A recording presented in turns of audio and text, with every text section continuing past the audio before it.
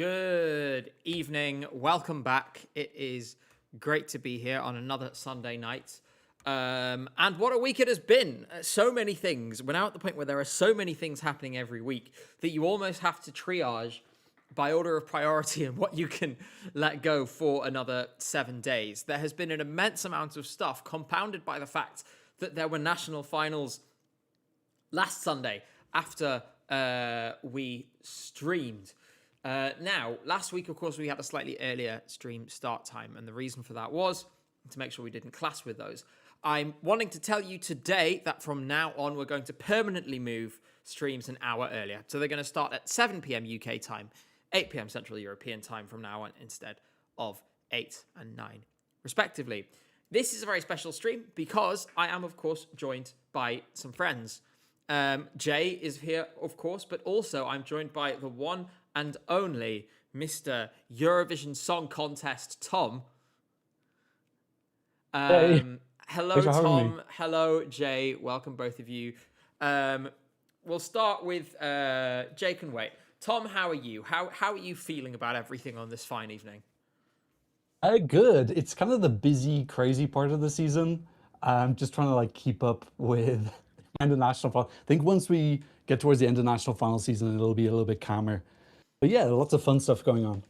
Yeah, no, I definitely feel the same way. It's one of those things where, especially because I'm away in Finland next week, I have to write, film, and edit an entire video between now and about this time tomorrow evening. For that to go out on Friday. I've already prepared my video for Tuesday, and then the second I get back, I'm going to have to prepare another video for next Tuesday. And of course, Jay will be with me in Finland, and he's here with us now. And he's looking dashing and full of energy. Jay, how are you? I am okay, actually, for the first time. We're full of energy again, at last. Rushing... Enthusiastic. Yeah, I know. Because, rushing home from work, especially after, a tiring day, it's exhausting. But today at work was all right, so... Yay! Thank God. For the first time ever. Needed it's that. The first time you've ever enjoyed your day at work. And it's really funny because you sort of had this tone of surprise when we jumped on the VC just before we came onto the stream, and you were like, I actually had a nice day today. I quite enjoyed work. Yeah. Which is an outrageous and stunning. It was great. Stunning reveal. Now, I am going to get straight into it because we have an enormous amount to cover tonight. Greece and Croatia from last week is where we're going to start. Given we have talked quite a lot about those already, we are going to somewhat speed through them, but not at crazy speeds. Grey Gravity, thanks so much for the Prime sub. We are then going to be talking about the two horsemen of the national final apocalypse, that is Austria and Germany, and their never-ending quest for mediocrity. We're going to talk about Belgium's song tonight. Belgium's song tonight, and then we will be looking at Sweden, Melfest, the latest heat, if we have time. That's the lowest thing on the priority list because it's not a final. But yeah, just before I get into it, I am legally obliged to say, please make sure to subscribe to the channel if you haven't already. Make sure to, check out all my socials. They're all in the description. Make sure to subscribe to Tom as well, who's this way. There he is. He's over there. Because he is making incredible content. To Liam Turtleneck, thank you so much for that sub on Twitch. And of course, all options to support the channel, financially, non-financially, all the rest is all in chat. Yeah. Now, Lee, thank you so much. Tom and Jay. Let's start with Greece. Tom first. Overall impression of the national selection. I thought it was really good. Yeah, I liked the semi-finals coming in because you could weed out anyone who wasn't particularly strong live. So actually the quality in the final was good. There seemed to be this rule that everyone was on an even playing field. So there were no props. Everyone had the same choreographer. The staging was pretty minimal. So I'd like to see that change for the future because really staging wise, there wasn't much. But generally, I thought it was better. It started earlier as well. We didn't have to wait 55 minutes for the first song. I think we had to wait 20. So that was enjoyable as well. I remember that well last year. I got into an argument with some Greek Eurovision fan on Twitter who was like, if you don't like our show, don't watch it then. And I was like, I have sat for 50 minutes waiting for you to do one song. I have listened to Sakas Ruvas lip sync about 4 different songs at this point. Please, for the love of God, give us something to listen to. But no, I agree. I thought it was much better. And I felt there was a lot of quality. Obviously, Jay, we talked about this last week. We will get into everything in a moment. But I was wondering if there are any kind of specific moments, anything that surprised you in a good way or a bad way about this show. You can almost hear the clock ticking. Very specific. Very specific. Evangelia getting snubbed by the juries was kind of strange to me. I thought that she would have gotten like a 10 or a 8 at least, because the song is pretty good in my opinion. I have and it's quite jury friendly.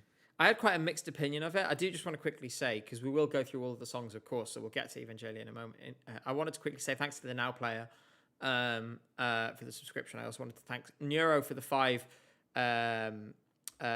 and said, ORF, we don't want to win back-to-back. Let's make that as obvious as possible. Do not worry, we'll come on to that show. Now let's have a little look at, let me close down the spoilers for my next video, which is all of my tabs except for this one. Let's get on to some of these songs, and we're going to go through them. We're going to speed through them from 1 to, was there 14? It's over Jay's birthday. I don't know how that happened. It's Okay, what on Jay's birthday? What? Oh, did you get balloons on the... Oh, it's one of those. I was confused. I was looking the other way. Let's talk about Greece. Greece. Let's see what Mr. Eurovision has for us.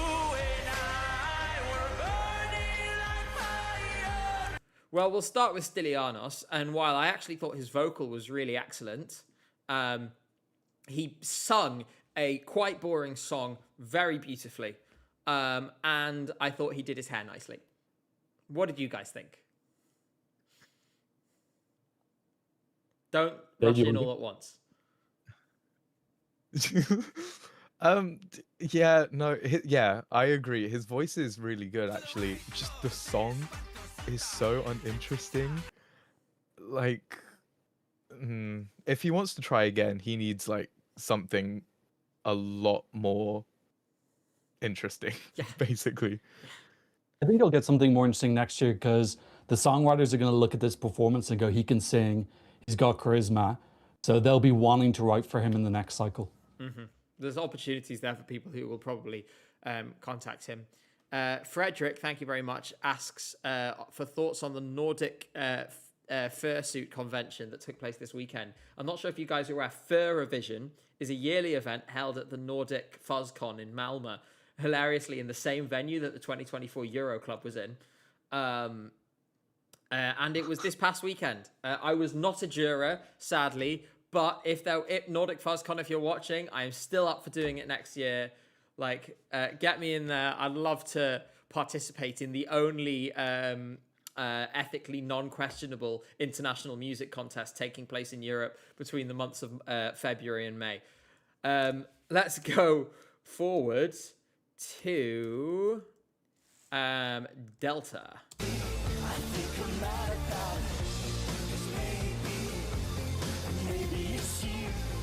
Getting a little bit of Youngblood from this. Didn't really stick out to me all that much. Tom, are you seeing anything that I didn't? I'll be honest, I don't really remember it. It gave me a little bit of Bohem vibes, a little bit. But yeah, sorry, this wasn't on my radar. No, same. Jay, we can speed through past the ones that were not that weren't that interesting now. It's been a week. Yeah, I have nothing to add to this. Yeah. Fair enough. Thanks for coming, Delta, but we just don't have anything else to say. Oh, this was the one where it was like, pick a random word and write a song about that word. I thought of another one. This is one from way back. Years ago, there was a song by a lady called Isabel Otrobus in the Portuguese national selection, and it was called Delirium. And it was like the exact same sort of thing. It just went like delirium, boom, boom, boom, boom, boom, boom, boom, you know, like that kind of thing. That's all The I had fact to that she say. didn't sing about minotaurs or maps or anything labyrinth themed was just such like it just shows how they just stuck the name on at the end because they're like these lyrics are terrible. Let's try and hide that with a cool word. That's a really cool word. Jay, what's the coolest word you know? Of I I'm no, do you think I know big words? Come on, you must know at least one big word. There must have been some point in your life where you came across a big word that you went, that's a cool word. Catharticus. Okay. Does Well, that count? yeah, that does count. I was going to go for like obfuscation. You know, I think obfuscate is a cool word. The hell does that mean? Obfuscate, when you obfuscate something, you're like, oh, how would you explain obfuscating? Like, I've just realized the scene is broken. I'll fix that now. Obfuscating is like when you sort of obscure one thing behind another thing. It makes something unclear. Yeah, that's a good that's a good explanation. Whoever said that. Someone else also suggested oxymated. Let's move on. We were talking about labyrinths and ancient Greek slop, so it's good that we moved on to a song that is essentially like, you know, look, I love the Greece. We dance to Greece music at our weddings.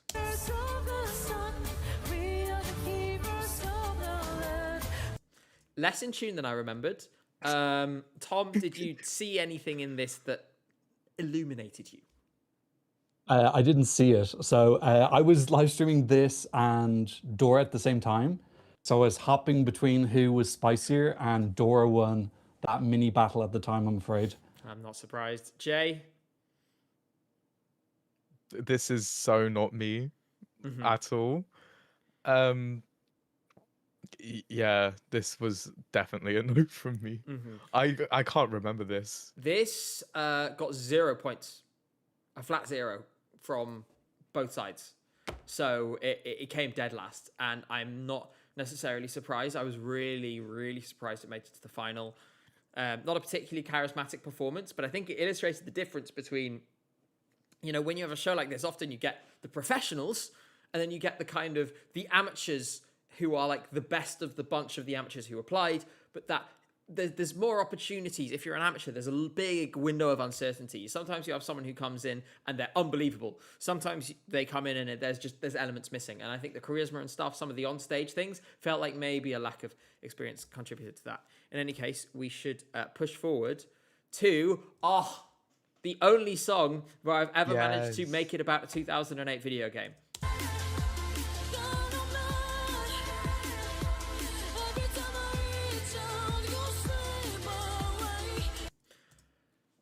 I'm going to ask you both this question. I don't mind who answers first. Given that this was a genuine contender, I'm curious to know how you both think this would have done at Eurovision. I think this is something fans like more than casuals. I think she did a great job. She's really wonderful on stage. Great charisma. She filled it up. Even though there was no staging really, it felt like there was because she was acting so much. But this type of song is that genre which Eurofans love more than casual. So I think it would have been okay, but not great. Jay? I think it would have gotten 21st.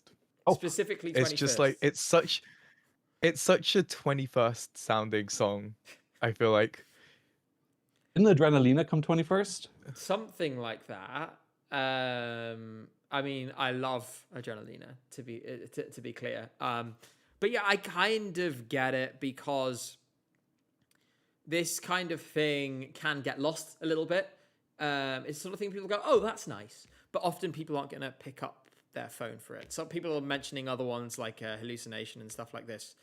And also mentioning my reference to Mirror's Edge. Coincidentally, that was a really apt reference because as Dolphin Dane says, the singer from the soundtrack of that video game, Tom, for reference, I compared this song to that video game. The singer from the soundtrack in that video game has been in Melodifestivalen multiple times. It was a way straighter shot between the two things than you would have expected. And it was really great to see, by the way, the 3 people who were hyped by that reference. Thanks so much. Hunter of Stars says, oh, hey, it's my goat who ranked my 2023 third place as the 7th worst song of the decade. Hashtag justice for wild youth. I don't know what to tell you, I'm afraid. I mean, I don't know. We have a traumatized Irishman right here. Tom, professional opinion. I'm not defending wild youth. You've come to the wrong place for that. Yeah, I'm really sorry. I don't think you're going to find many friends for that take, although I'm really grateful for your support, and thank you so much for being here. We really appreciate it. We move on to a classic example of why you should have people around you who are honest with you. That's enough. Oh my god. The thing that doesn't make sense to me, when I saw this on TV, I was bracing myself. And me and Cynthia, my fiance, was sat on the sofa watching it. And during the visits, we were like, this is fine. Like, his vocal is fine. In his lower register, he's totally got it, right? The falsetto, in that case, makes no sense. It just doesn't make any sense. Because he can clearly sing. He's got this really strong low register. Did no one in a rehearsal or something go, hey man, this is not sounding the way it should do? Or did they just arrive to the show and the production was not working? I don't know, but you've got to do something else if it's clearly going this wrong. Jay. We have an epidemic of these men writing themselves songs with falsetto that they can't hit, or they can maybe hit it 20% of the time. Unless you can hit it 95% of the time, leave it out of the song, cut it out. And like you said, your friend should be saying to you, babe, you can't hit these notes. Yeah. Why are you going to go on live TV and fail these notes? It's a friendship issue. Yeah. Wow, that's Friendship harsh. Jay, what did you think of this song? I mean, part of me wonders, because you can do all sorts of tricks at Eurovision, you know, vocal doubling, things like this. I actually think it would have sounded better at Eurovision because he would have had a backing singer doing it for him. Do you think, Jay, then that this could have come together in some ways? Do you think it could have been good, or do you think it would have been a disaster? I think it would have sounded like, you know, when Karius sung that part of his song, like you can tell something's a bit altered. Yeah. Oh, so like the second half Yeah, of Cha Cha Cha. it would have. Yeah. Yeah, it would have sounded something like that. I liked this song, and I was quite happy. Well, no, I think I was like quite heavy on the Furto train. Yeah. But I would have been, if nothing else, I would have chose this, but it just fell apart so badly that I was like, please no. Yeah. It's One small note though is that it's good that this got ranked kind of appropriately by the jury, because we were worried that he was going to be put at the top just regardless because of who he was. And in the end, he was ranked, I think, 4th and 5th by the 2 juries. So yeah. I think that's a roughly fair score, to be honest, because like it's a good song. Like I like it in the studio. It just doesn't come together live at all. We should say, by the way, while we're on the subject of the juries, some of you may remember the Moldova video we did a few weeks ago. The only video on this channel that the EBU has ever given a comment on. We had a tour of the Moldovan broadcaster, and the person who gave us the tour, the director of television at the Moldovan broadcaster, a guy called Andrei Zapsha, was the head of the jury at this national selection. So he was the one giving out the international jury points as well, which I thought was a really cool sort of small world moment. I texted him when I saw him on TV. I sent him a photo of the pair. I was like, oh, spotted. And he texted me like straight back. And I was like, are you literally sat at the desk on TV? Texted me back and he was just like, yeah. Although I saw, for example, Ludo from France was posting on his story and stuff as well. He really is. He's 29. Like he is the sort of new generation of TV XX. But yeah, this ended up in the best place for it. It was not a wise choice. I hope he comes back with a song that doesn't include falsetto. Then I think he could do something really solid. And I think he's a nice guy. Yeah, Andre is 29. And he runs a broadcaster. Some of us have made it further in our 20s than others. Right, let's move on to Cosmostra.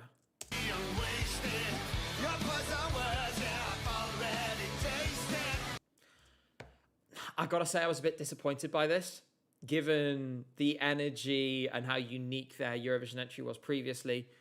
Yeah, I'm just a bit sad about this. I guess they've obviously, that was more than a decade ago, right? So it was hardly going to be something fresh and new again. But I mean, I don't know. I think, I don't know if Jay was even born when these guys were in Eurovision. So I'm going to go to Tom first. What did you think of this? And how did it This was weigh up another victim compared of to Dora. I don't know if I'm a delusional Euro fan, but I would love if national finals would synchronize a little bit, because we had two shows on at the exact same time with loads of faffing at the end. And if they just layered it differently, we could have watched one and then the other, and then gone to the results of one and then the results of the other. Unfortunately, I missed this. Well, you didn't miss much, unfortunately. Just doesn't. It's just not interesting in the way that Alcohol is Free was. Revbo, thank you so much for the super chat. Says that they were doing art when Sing for Greece was on, and the vocals of Dark Side of the Moon were so horrific they had to stop and watch the stream. So I guess it brought people in. We'll move on. Okay, right. We need to talk about this song. I'll play a clip first. And my browser is frozen, which really says it all. I'm increasingly convinced that the lyrics of this song are partially or entirely AI generated. If you ask ChatGPT to write a song for you, I gave everyone some homework when I first talked about this, to go and waste some water and ask ChatGPT to write you a song about ancient Greece. You will get the exact kind of couplets and rhyming structures that you get in this song.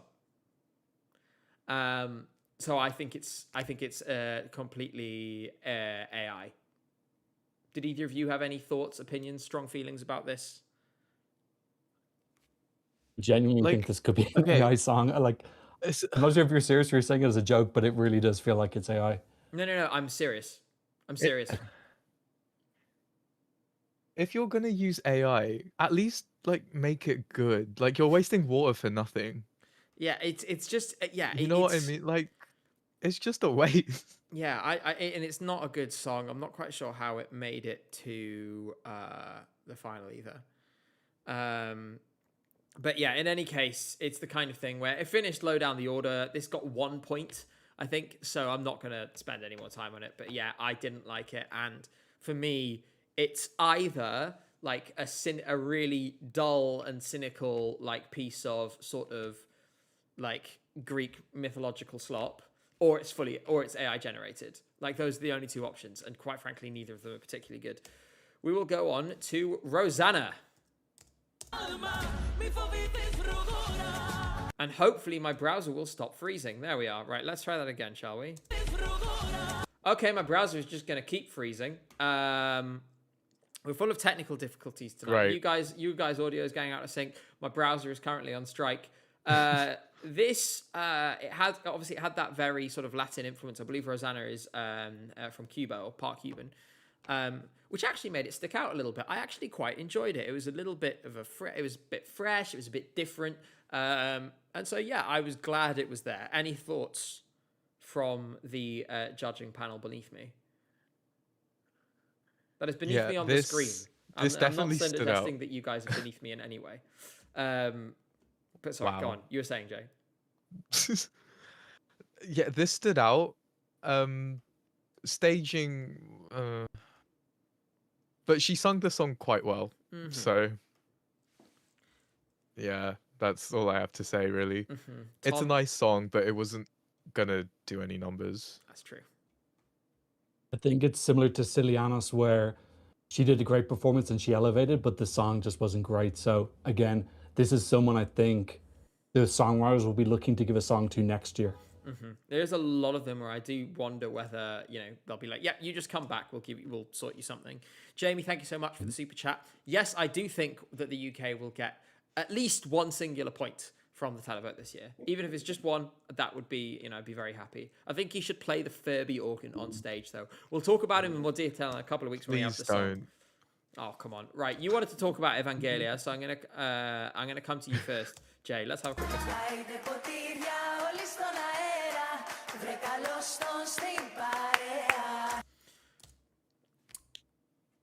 Go ahead, Jay. Tell us what you thought of this song. Like, I quite like this. does no one else like this or something? It's not that I I dislike think it. that It's just disjointed is all. She sings well. I love the tone of her voice actually. I really like, especially the lower register of her voice. It has that really kind of, you know, like husky is the wrong word, but you know what I mean, right? That sort of texture to it that's just gorgeous. But I think the song is disjointed. But what's your opinion? Because I think it's definitely you're the one who enjoys this the most. it's just fun. This is definitely better than her last attempt, in my opinion. Hmm. Um, it's actually a very good gym song too. So Really? I would have thought it was terrible because it yeah. stops about 5 times. Like I would have thought it's terrible for the gym. How are you ever going to keep a rhythm when the pattern changes every 20 seconds? I mean, Tom, I want to run a theory by you that I put up in my video. I think this song was written to be clipped down to 20 seconds and used in short form video, TikTok and Instagram. And Yeah, I can it's see that because it has a lot of variations and it has some moments. mhm. From what I was getting from Greek fans, they kept saying she's not as popular in Greece as she is with the Euro fans. You actually saw that in the jury scores. I think the international jury put her second, but then the Greek jury gave her 2 points. So I didn't really like the staging of this. I like the energy with the dancers, but black, white, and red for me is not like a happy party color palette.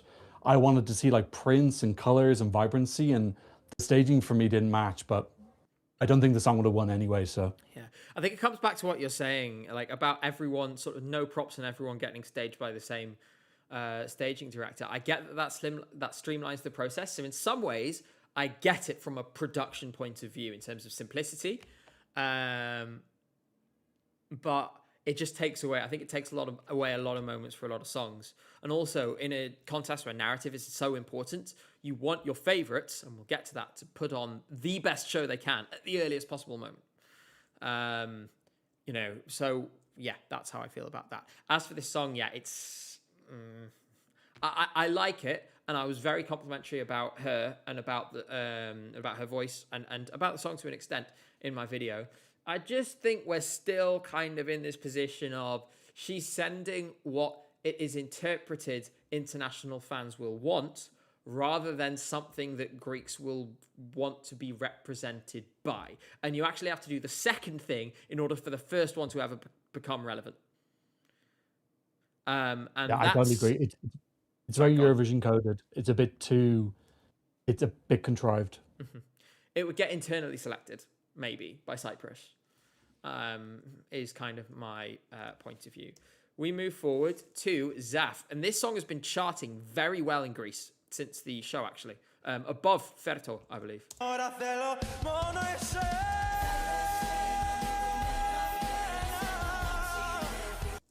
So, the wings is a bit of a cliche now, isn't it?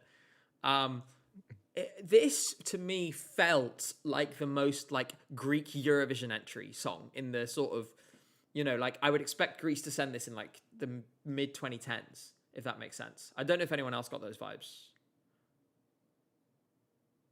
I get what you mean. It's quite epic, and there is some like cultural sounds in there. Like it's very identifiably Greek. Mhm. But at the same time, I don't know. I don't know. I feel like the contest has moved on, and as a result, I think it would go to the final if it had been chosen. I don't think it has. It's one of these, you know how you get these songs that feel very sort of beautifully, perfectly formed into a nice orb, and it's like, okay, there's no edges. That's kind of how I felt about this. I don't know, Tom, if you have any thoughts. I think the majority of the reason why I like this is because of him, because he's got a magnetism and an intensity. So I'd love to have him back. This national final actually reminded me of Cyprus 2015, I think, the year where they got their artists for the next 3 years. Like this national final for me, I've already got like 4 or 5 people who want to come back for Greece in the future who are super talented. Hmm.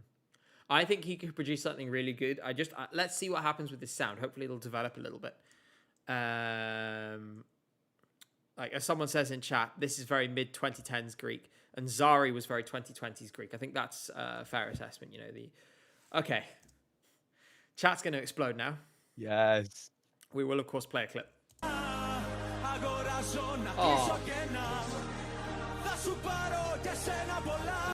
I think it's nice they included this bit because I actually think this is the key to winning Eurovision, is this section. Now, I went on a whole massive spiel about how I think this song is like anti-consumerism, anti-capitalist, and that about my kind of Achilles is Icarus theory. So I've said, I think, everything I can say about this song. So I'm going to ask you two different questions. First to Tom, and then to Jay. To Tom, I want to know if you can see a path to victory for this, and if so, how you think it does it.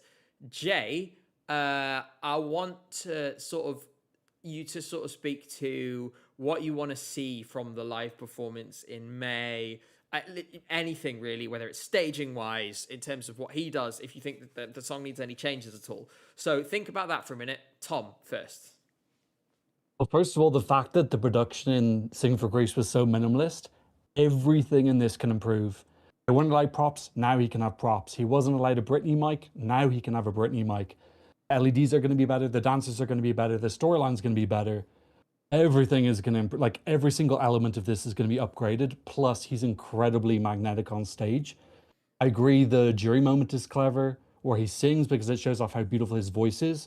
Another key thing to remember is that the juries are changing this year. They're going from 5 to 7, and 2 of them have to be between 18 to 25. And I think those 2 jury members are going to resonate. I don't want to generalize, but I think that they'll be sympathetic to this. Mm-hmm. And I think most people are saying he needs the jury score. We know the televote will be good. Yeah, I mean, this is kind of how I'm looking at it as well.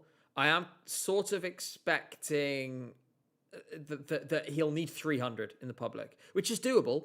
300 is doable. I mean, so we have 2 less countries than when Karia got 300 and 374, which obviously was an astonishing and, something like that. Like statistically, freak performance at the high end. But I see no reason why, especially given the fact that the bridge does show something else to him. It shows he can sing when, no offense to Karia, it wasn't a great vocal performance from him in the singing bits of that song. It was 376, not 374. Sorry. There's options here, there's ways it can do it. Someone mentioned Kai, which is interesting because obviously Kai came in as this kind of juggernaut way ahead of everyone else. I don't think Achilles is going to end up in that position, especially if Finland choose Liekinheetin, because obviously it depends what happens with the internals. But based on what we know now, I'm kind of expecting Liekinheetin to come in as the kind of favourite to beat and as the presumptive jury winner. And then for this to kind of be the plucky underdog. So it's not quite, Loreen Karia levels of sort of narrative there. But if he comes in that position where he is a bit of an underdog and maybe it's like, oh, there's a chance, but, there's these big, jury favourite songs that could do it.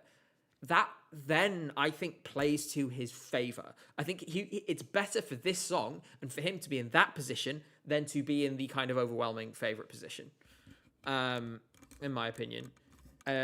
Jay, what do you think they should do to this, if anything, other than just make it bigger, which I'm sure they will do? I want it to be so exaggerated, just like times everything by 1,000,000. Like he can have a massive prop of something if he wants, maybe like, I don't know, a gold coin. Imagine he comes out of a gold coin and starts singing. Or like, just, like there's so much potential here. And I think I am quite delusional because I think he could win. Yeah. I think the thing is, Eurovision. what I would love to see, because of the subject matter of the song, someone in chat mentioned subtitles. Subtitles in the bridge could be a helpful thing to use. Only in the bridge though, so it really hits home. But also, I think outside of the bridge, if they're going hard on the narrative and the meaning and they want to really put that across, I mean, one potential way to do it would be to make it like extremely like garish and over the top to the point that it's clearly a parody and it's clearly like this kind of critique of extreme wealth and stuff. You could try a kind of, again, playing onto Greek myths, you could try a kind of Midas thing touch thing where like, oh, everything he's touching is turning to gold or something. There's a lot of interesting things they could do with this, and I think it's kind of in some ways like a stage director's dream and nightmare, because there's 40 different directions you could take it, which in my opinion makes it one of the most exciting entries, just to see how they're going to play it. I just really hope they get it right, because Greeks deserve this chance. It's been years, it feels like, since we've had an entry from Greece that we've even been talking about, oh, it could win. When was the last time? Tom, any ideas? When was the last Greek entry that could have won? I mean, late 2000s? Could have won. Sakis in Well, 2009? when they won in 2005. No, but the last song that then, could have, maybe. I Calamira, think Clavdia is their best 2008. result, isn't it? Sorry? I think Clavdia is their best result since, isn't it? Yeah. People Let are me check that because I saying don't want. 2008. Calamira seems to be quite a popular choice Oh yeah, among she came third, didn't she? the audience. That was a really good song, but did you know they had to change it slightly because it sounded too much like Mundyun Tabachke by Punjabi MC? That's why they slightly changed the melody. Oh my god! Because you know how, because it has that same thing and because of that they changed it slightly. Oh, that was one of my favorites. First edition I ever watched. I thought I was really impressed by her. I thought that was really. He was very lucky that year because second place was Shady Lady, and there was such an overlap between those two. Mm-hmm. And then Dima came in. I feel like that was the girl bop era, though. Like that was the peak at that point. Yeah. You know, of a lot of the sort of now very cliche things in the contest that still exist, but don't get close to winning. That was the time when they were like huge. Someone says Kele. Oh, right, I was confused. I thought someone was saying that Kele was the last competitive Greek entry, and I was going to be like, I've got some news for you. I don't think that's Greece. We have this guy. I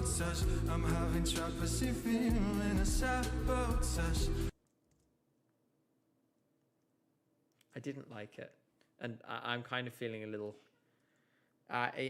Somebody loves it in chat, and everyone in chat either hates it or says it should be in first place. I don't have much to say about this. Reminded me of Sabotage by the Beastie Boys, which is a much better song than this. Any thoughts from either of you? Okay. I kind of like this just because it's very chill and I enjoy chill music. His vocal during the final though was terrible. That high note, did you hear that? It Crazy. was shrill. I don't know what happened there. It was so bad. Sadly, it's not in the recap. I don't think. No, it's not. Instead, we just have Alexandra Boone. For context, Tom, we really think this sounds like that song by Benson Boone that goes like,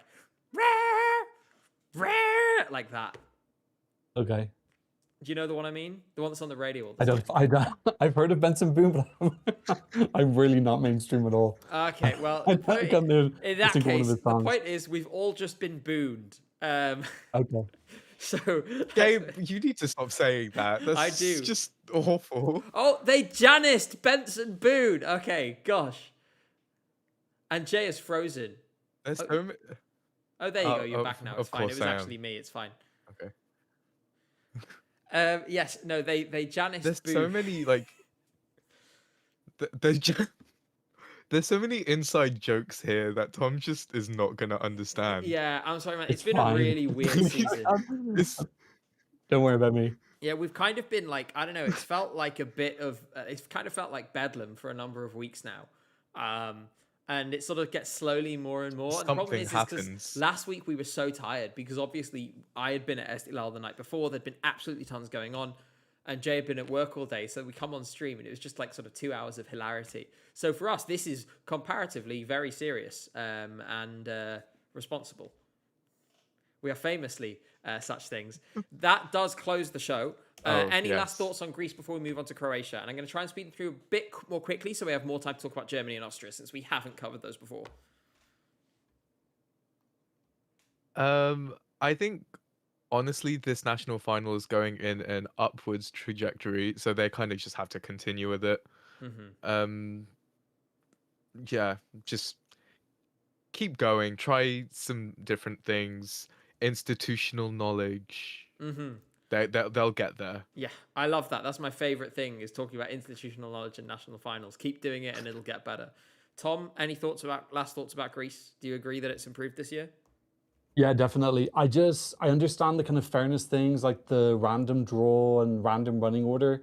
I do think they kind of affect the quality of the show and the even playing field with the choreography and whatnot. So if they can find a way to keep it fair but still prioritize the entertainment of the show, I think it get even better. But the quality was good. For sure. We are going to speed forward to another one that we'll try and whisk through, like I said, which is Dora, which I did not watch live, but had an extremely unsurprising result. Thank you so much, Destroyer, for the subscription. I'm not playing Zevin again. That was too traumatic last time. And I mean, that was. But you were going to say Devon there because Devon was my favorite performance. No, Devin You said surprised Zevon me though, in a that's good okay. way. Zevin Yeah. surprised everyone in a horrible, horrible way. What was your overall impression of this show? Tom first and then Jay. Thank you so much, Sasha, for the sub. I was switching between the two. What I saw was pretty good. Like it was very obvious that, or quite obvious that like we're going to win. There wasn't really a main contender, so yeah, it felt a little bit like a formality. But yeah, overall the show was decent. Jay? I thought it was fine. I don't really tune into Dora. Yeah, I mean, It's just it's not really a national final that interests me very much. I did watch it unfortunately. live in 24 because of Baby Lasagna. Like that was. I remember. We were on the Do you bus to remember we were Manchester. on a bus? And when he did Yeah, his we semi-final watched live the performance, semi-final. and I remember that because he was so nervous. Like it was a really bad performance in retrospect. But part of the thing that made that story so special is that at Dora, thank you so much to Cheese in Estonia. Why doesn't ERR hire you for SD level English commentary?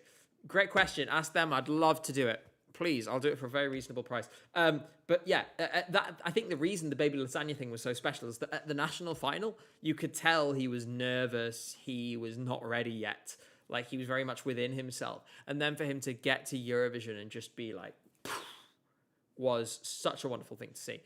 In any case, this year, like I say, felt like a foregone conclusion, but there were some songs that are worth revisiting. So let's go through. Ananda got a bit confused and thought that she had to name her song Dora.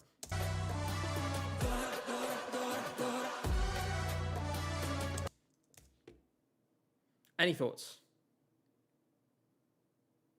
I think Tom she's has an one. amazing songwriter. She had 3 songs, I think, this year. I think she had 3 songs last year as well. So I don't know if maybe this is the type of person who might just live. I don't know if she's really, really strong. But she's a great songwriter, and definitely Dora should keep her and protect her and get her to keep producing for them every year. Mm-hmm. I like the studio for this better than the live. The studio felt, the atmosphere and so on. I enjoyed it a lot more. Sergey, a song called "Scream" by a man called Sergey is something that fills us all with sort of dread. I just wanna scream.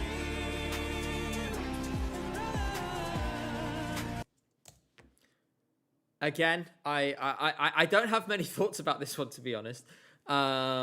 It's another one where I'm like, I have this a Hunter of Stars. Thank you so much. And yes, I appreciate your love for Ananda and your pagan spells in her defense. Are you the Etsy witches everyone has been talking about? Dora is too big in my opinion in terms of the number of songs. I don't know about how big the viewership is in Croatia. It might be that they just, it's a good show, so they have, 3 of them. But it just doesn't need to be this many songs. Tom. I could not agree with more. You took the words out of my mouth. It is way too big. Cut it down and the quality goes up instantly. The show becomes more watchable.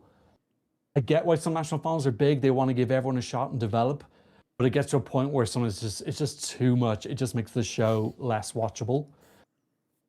And to be honest, unless you are Sweden, you probably don't have 20 plus viable candidates. Yeah. That's the reality. There's very few countries that can muster that wider pool of like good stuff. So you end up with a lot of songs like this where I'm like, I don't have anything to say, you know? Guy seems fine, you know? With the right song, maybe he'd be very good. Didn't particularly love the vocal here, though. Go ahead. One thing I'm going to say is at least it's a man with a half-decent falsetto. Like, Good let's job, celebrate Sergey. small victories. There is one person who can partly sing their own song. Good job, Sergey. Maybe Mira God. Omar can take some notes. I don't know if you saw her song yesterday, but it basically sung itself. Like she was present but not involved. Anyway, we'll come to that later. I'm gonna get crucified in chat now because I'm sure there'll be plenty of Mira Omar stands. We'll go to Noelle in Uninterrupted, which had that little gimmick where she interrupts halfway through saying uninterrupted.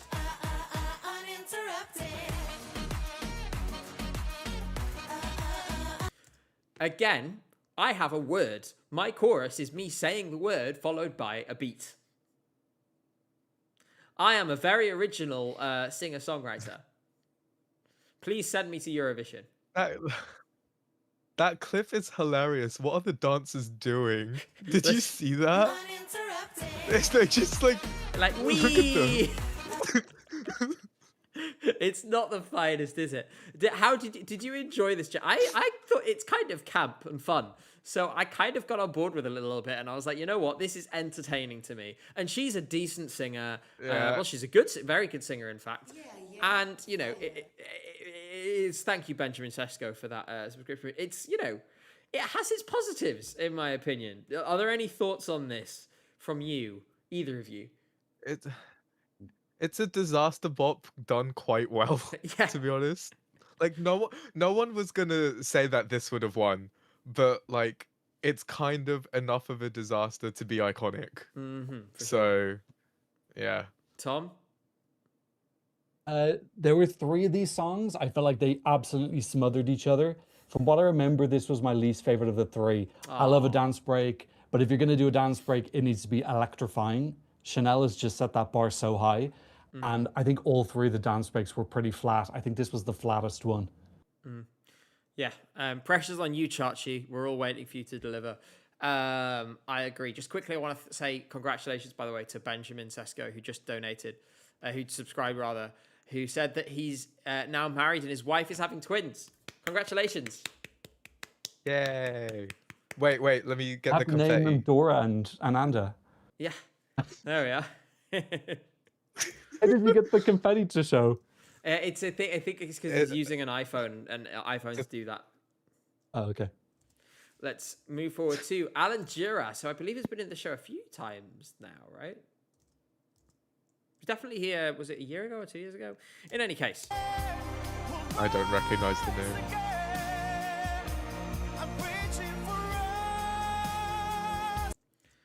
Lovely voice, but I've heard this song very many times before. People are comparing it to We Are Charlie Kirk. I'm not sure I can hear it. Now that you say that, yeah. I think it's because the title, From Ashes to Flame. The vocal is a little bit similar as well. Yeah. Like, you can't unhear that now. Okay, well, it's ruined. Thanks. I was going to be sort of like medium nice about this. I was going to be like, oh, he's got a nice voice. It's forgettable, but it's a nice voice. But meanwhile, in chat, they're just being... You're just all being exceptionally mean. I'm under no obligation. I'm moving on to Irma, which I believe... Is this another one of the girl bops you were talking about? No. She's not one of the 3. Okay.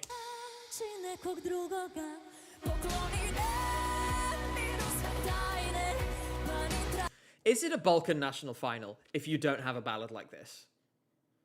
Like, I thought she was really good. I think she was No. just a victim of the running order. She was really early from what I remember.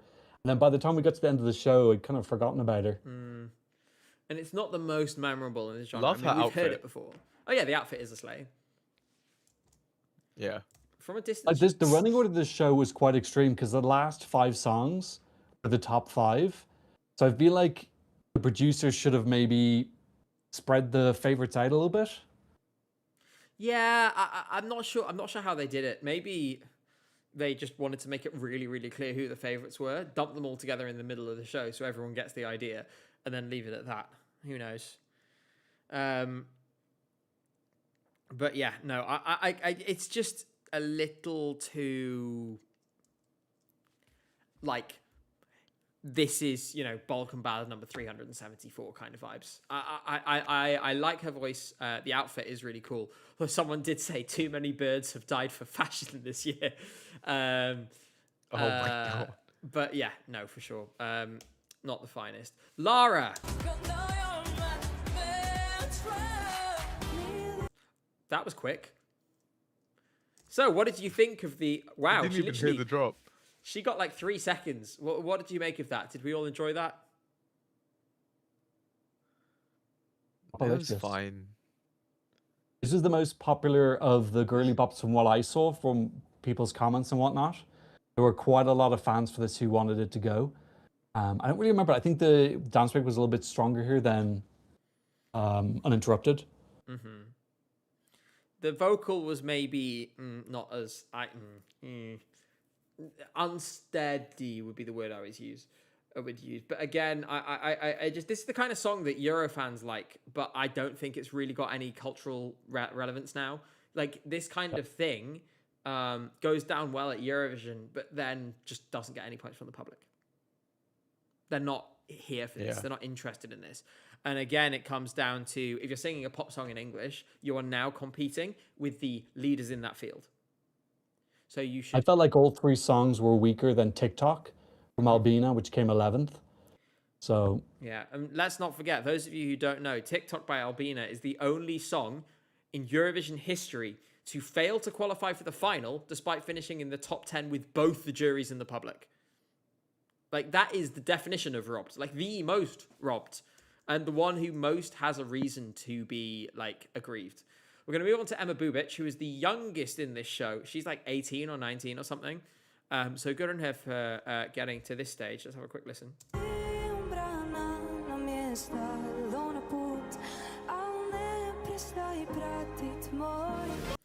I really, really liked how gentle it was. I actually enjoyed this much more than I expected to.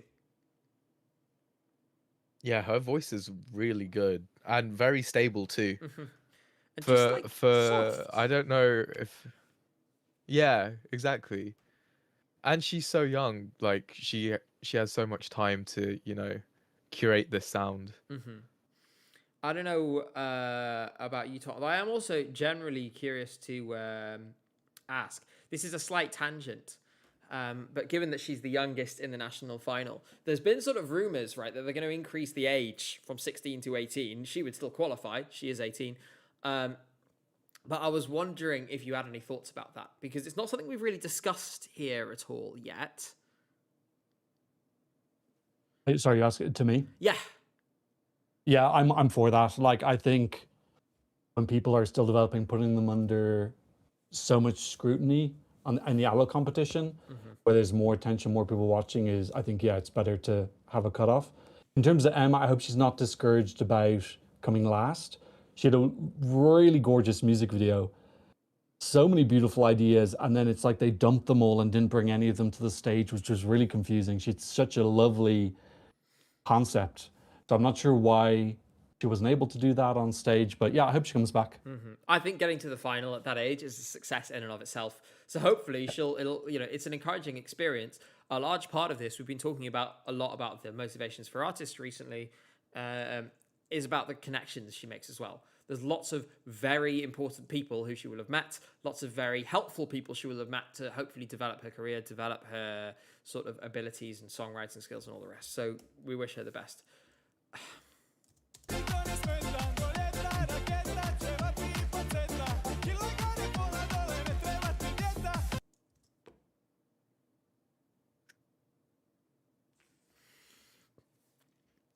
Can we not pause it there? Can we skip forward a couple of Can we like... Oh! Yeah. Oh! Can we just... That took me a minute. Oh I was my like, God, what are you on okay. about? What are you on about? There was Oh. something going on when I was live streaming. Yeah, it's better not to stay on the bodybuilder image. Oh god. I mean, this one, firstly, it's hey now, hear what I say now. Secondly, I think this is awful. I'm sorry. I just think it's so bad. I didn't find it entertaining or funny at all. What about yous? I loved this. Oh, I love it as well. The It's theme of just the song is fun. about your. Oh, sorry, Jay, you go. No, I was done. It's Oh. just fun. I love it. The theme of this song is that his female partner is putting on weight and he doesn't mind. He loves her anyway. So I love this song. I think it's really fun. And the meaning of it is cool. yeah. I mean, in studio, I was like, oh, it just sounds like Venga Boys, which is it's inoffensive, whatever. But then I heard it live, and I was like, I want the Venga bus to run me over now. Like, I saw this live performance I had my head in my hands. It just didn't work for me at all. But that happens. Let's not dwell on this too much. You're a hater. You're a hater.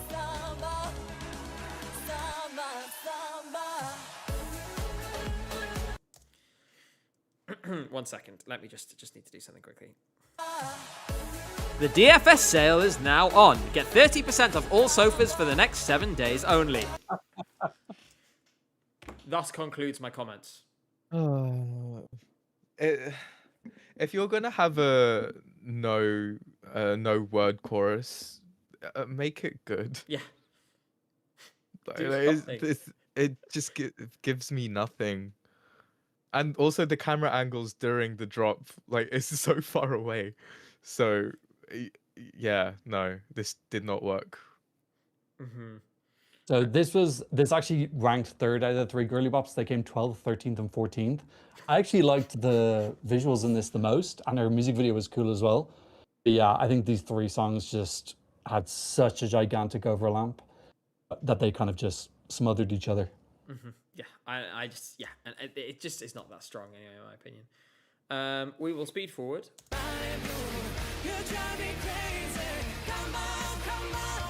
This actually fits a very specific niche of I think metal, like rockish kind of metal stuff that has maybe gone past the peak of its powers.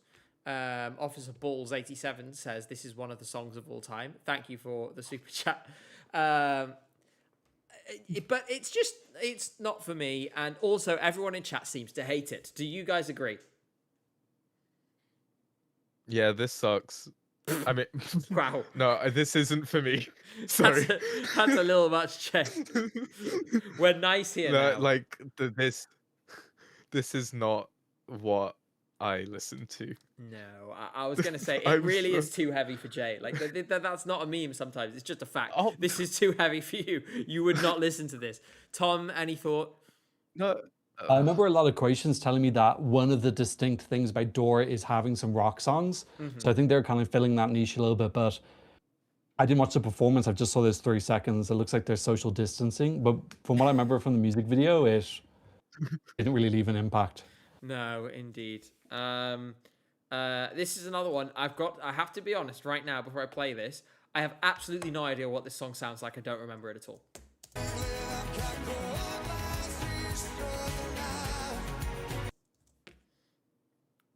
I still don't remember it. I don't remember this either.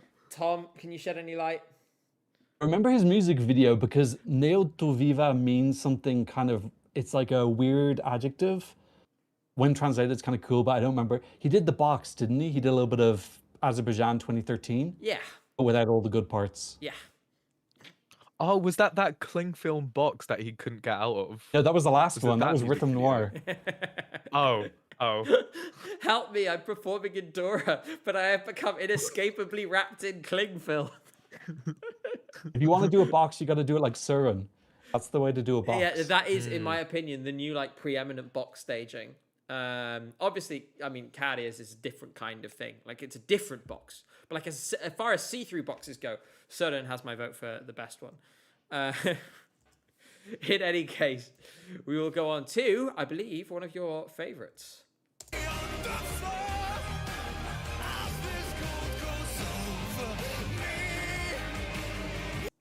Really surprised me in a positive way, but I think the best person to go to is the person who enjoyed this the most, which was Tom. Move over Butlins. This is the most camp thing in the world. This was amazing, and I've zero guilt that this was the highlight of my Dora. This was giving America's Got Talent, the goofiest, campest, cheesiest stuff. I was living for the whole thing. This guy needs to come back immediately.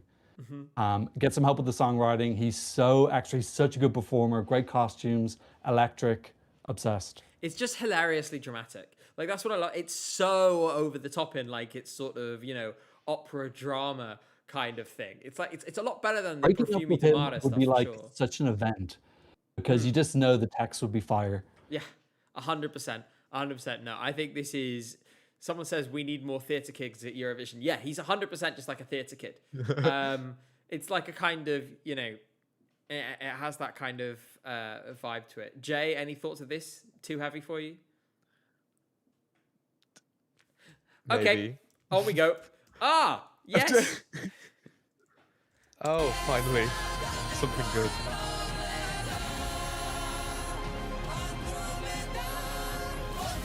So, Lelek, Andromeda, this is our winner. This was, let's all be honest here, right? It was so obvious they were going to win. Like, it was just so, like, hilariously obvious that they were going to win and that it was going to be comfortable, and it was. I think possibly on its way to the Eurovision final. I think especially with the juries, there's some appeal there. But will it make it there, and what else needs to happen in order to get it there? Tom? I think this has so much potential. Ironically, I think the most similar act so far is La Leca, even though there is a bit of a tempo difference. I think this needs the Tatu Metas glow up. I know they're different songs, but the way that Tatu Metas took their show and just elevated like crazy, I think that if Lela can do the same, this is always going to stand out.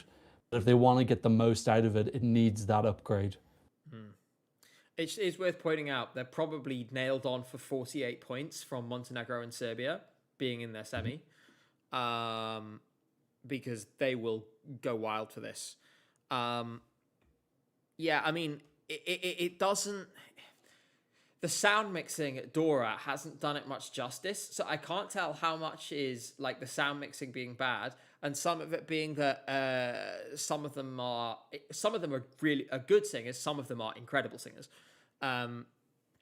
Is my basic kind of perspective.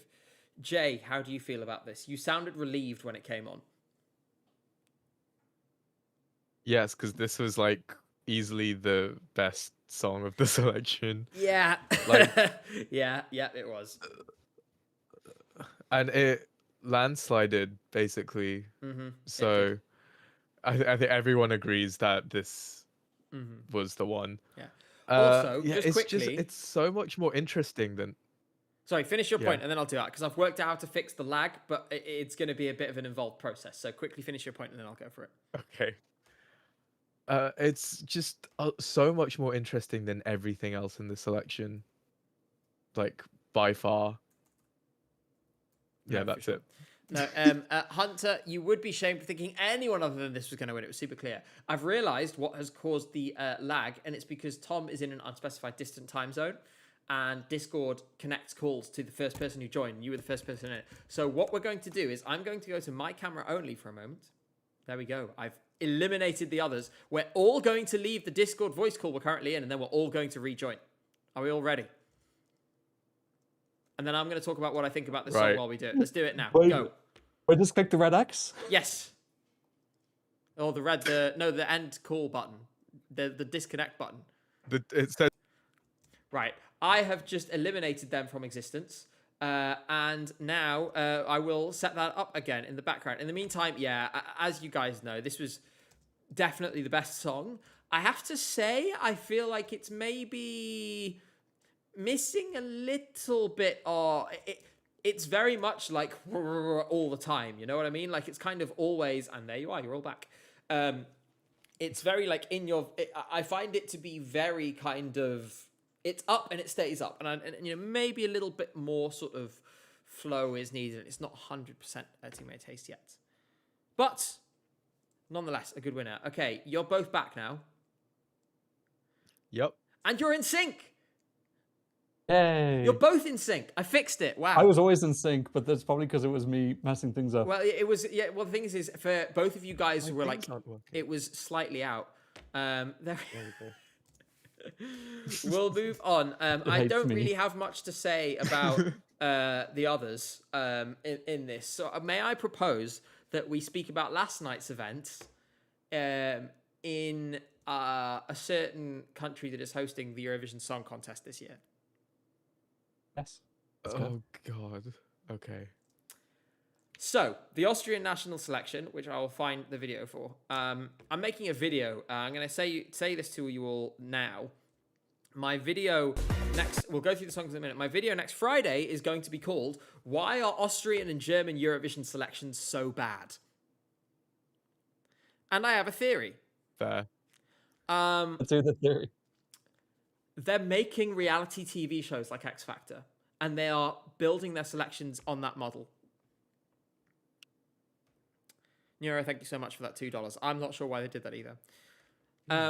Because think about it, the No, jury panel, I the see interview on that. stage, the nodding Yeah. along while the jury talks about the songs, the fact that they had a field full of amateurs. If you build a show for amateurs, amateurs will participate in it. And I don't mean that in a negative way. It's just a fact that most of these people, music is a passion for them, not a career. Eurovision is a professional competition in the same way the Olympics are for sport, right? And for that reason, you're going to get more success in your national selection if you make choices that deliberately gear it towards professional musicians. This one does not do that. I have to say I quite like the winner. We will get to it. But I thought it was a really, really poor show. And I also, one other thing that I wanted to emphasize, I decided to do a sort of substance to bloat ratio for this national selection and also for Sweden to compare it.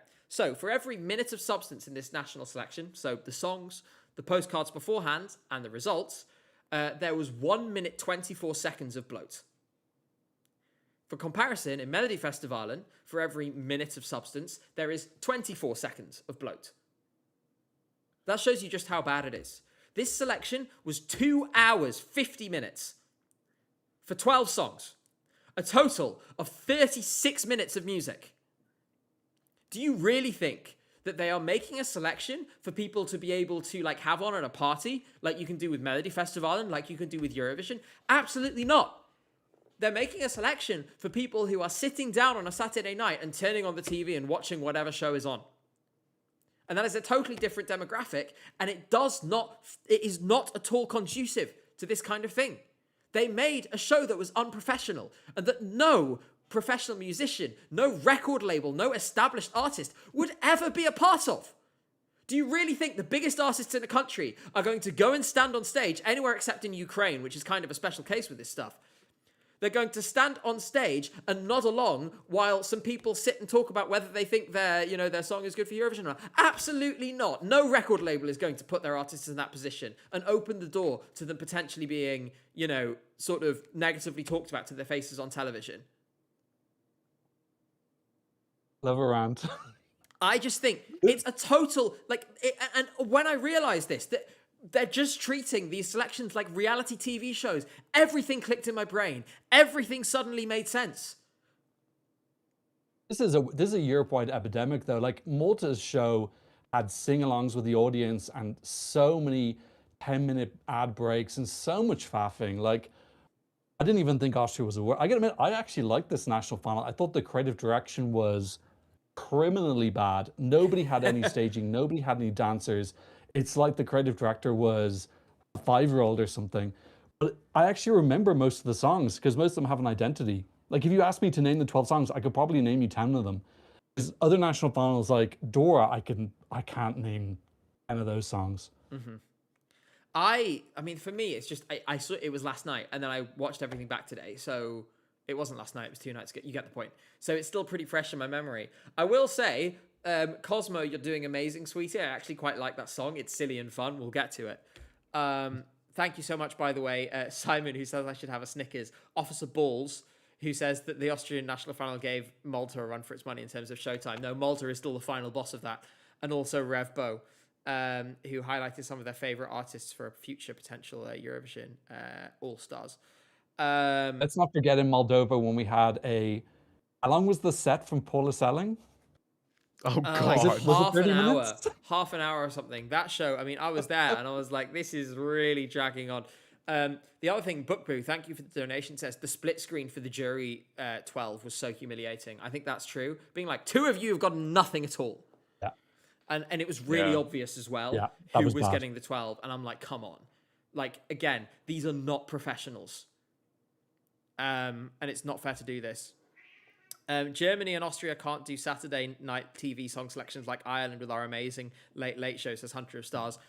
That's worse, maybe, because of that. I mean, it's kind of a running joke at this point. But yeah, no, Cheese is meowing in the background somewhere. I'm not sure what he's doing. So yeah, I'm really frustrated by the show. I thought it was a total disaster. And the Cossack, thanks so much for the donation. Should we get into the songs? No. Well, you don't have a choice. Here we go. We're starting with Anna Sophie with her song Superhuman.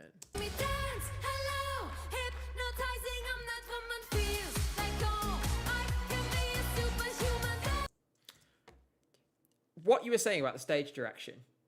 Such an up-tempo song. Staged with like slow moving cameras from a long distance. Like, hello? As she says. Thoughts on this, Tom? I was watching this on Patreon with my patrons, and we were like, it was a running joke by the end, like, where are the dancers? Are they on strike? Like, what has happened? It got to the point where, like, if anyone sends on a dancer, they're the winner. It was ridiculous. Like, how does this song not have dancers? The poor girl's on her own in the middle of the stage. She's jumping around like she's on a trampoline, doing the most she can, but she's been abandoned by the non-existent creative director. Like, it's so unfair. I mean, this is the thing, is my personal opinion is that very clearly all of their resources are elsewhere because they're hosting Eurovision. So either the people who did this had about 10 minutes to do it because they were all busy planning for the actual contest, or they essentially had the B team on this, which meant none of the good producers or creative directors were working on it. Thanks so much, Tanshine. Don't get 40 jurors in. Don't pay for 40 jurors. Yeah, that get was 5 mad. jurors or something. That was really mad. Thank you, Officer Balls, by the way. The clapping was given in Switzerland 2004. And thank you, Tanshine. He says, it's the era of the strong host entry over with Tanshine. It's not going to get a good result, but I quite enjoy it. We'll come to it. We move on to Sidric. He was a reserve entry. He wasn't originally in the show. Oh, well, that's it. Thank God. It was just very, like, German national final song. You know what I mean? There's nothing wrong with him or his voice. I think he does sound quite nice, actually, but it's just... This is... It's one of the most boring songs I think I've ever heard. You know what, Jay? It gives I've realised me you're nothing. even meaner than me. I get flack for being... Although, to be fair, if I'm negative about something, I get called toxic. If I'm positive about something, someone somewhere will claim I glaze it. So you can never please everyone. But you're even meaner than I am these days.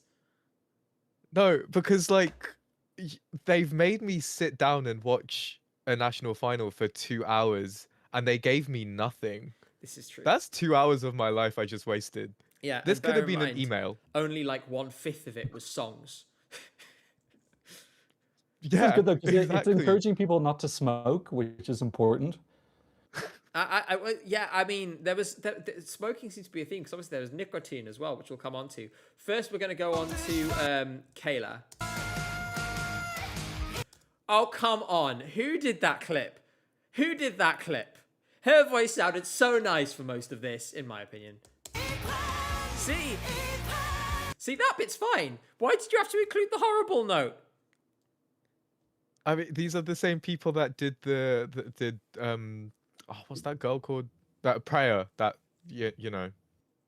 We might do Viva begging. Oh, well, this is true. Miss Eurovision, they have Yeah, some they're fun with it. messy. I want to Yeah. go to Tom first. What did you think of this? Because I actually quite enjoyed it. I think like it's a good song. Her music video is really extra. Yeah. She's like an arsonist setting stuff on fire, and then she starts turning into a witch. Like I liked it, but Cap. yeah, like I'm glad they didn't pick this because I think it would have hyper flopped. And if you're gonna flop, at least have a little bit of fun. So yeah, I'm glad they didn't win, but she did a good job. Again, why is the poor woman on the stage on her own with nothing? Can I make a confession? Until before the show, this was my favorite.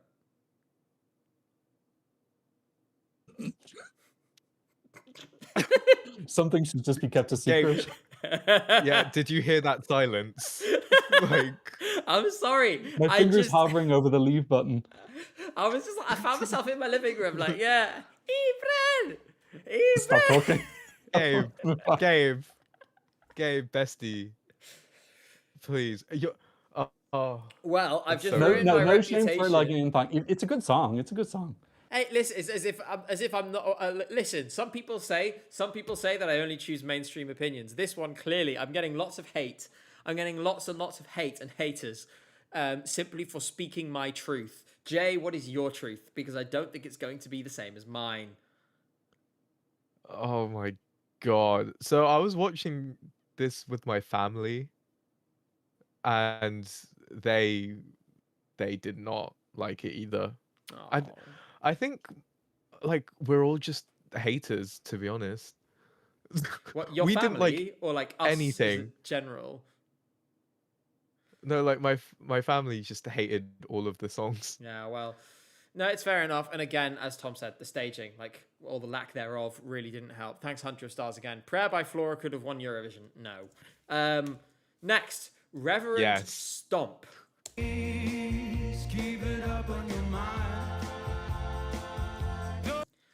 This is one of those songs where, like, it's actually not that bad in isolation. Like, if I just heard it outside of Eurovision context, like on the radio or something, I'd be like, fine. Doesn't fit this context at all, which is fine. Not everything does.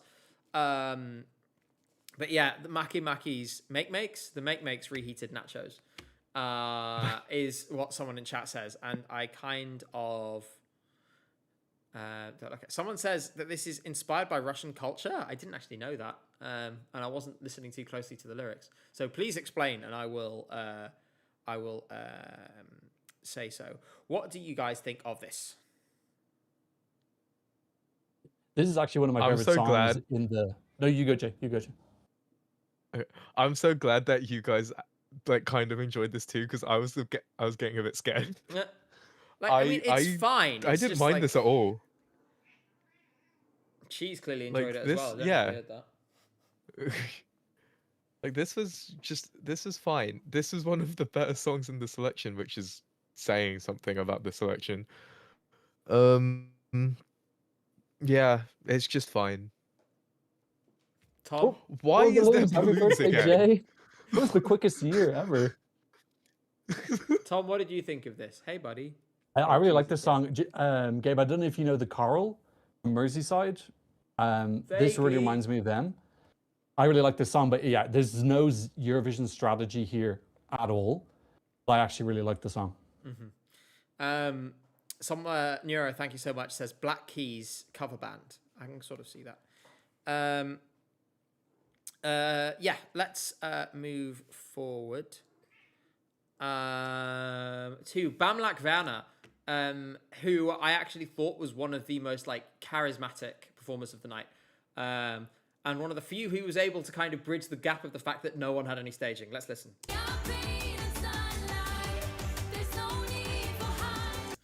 So, I still don't think the song is very good, but after this performance, I was like, you know what? Give her her flowers. Because it was decent. Nick Johan, thank you so much for the super chat. Either one of you, who wants to come in? Tell me about this song. What do you think? Which direction on, are you, Tom. by the way, Gabe, on the stream, Jay, so I can point? Are you above me?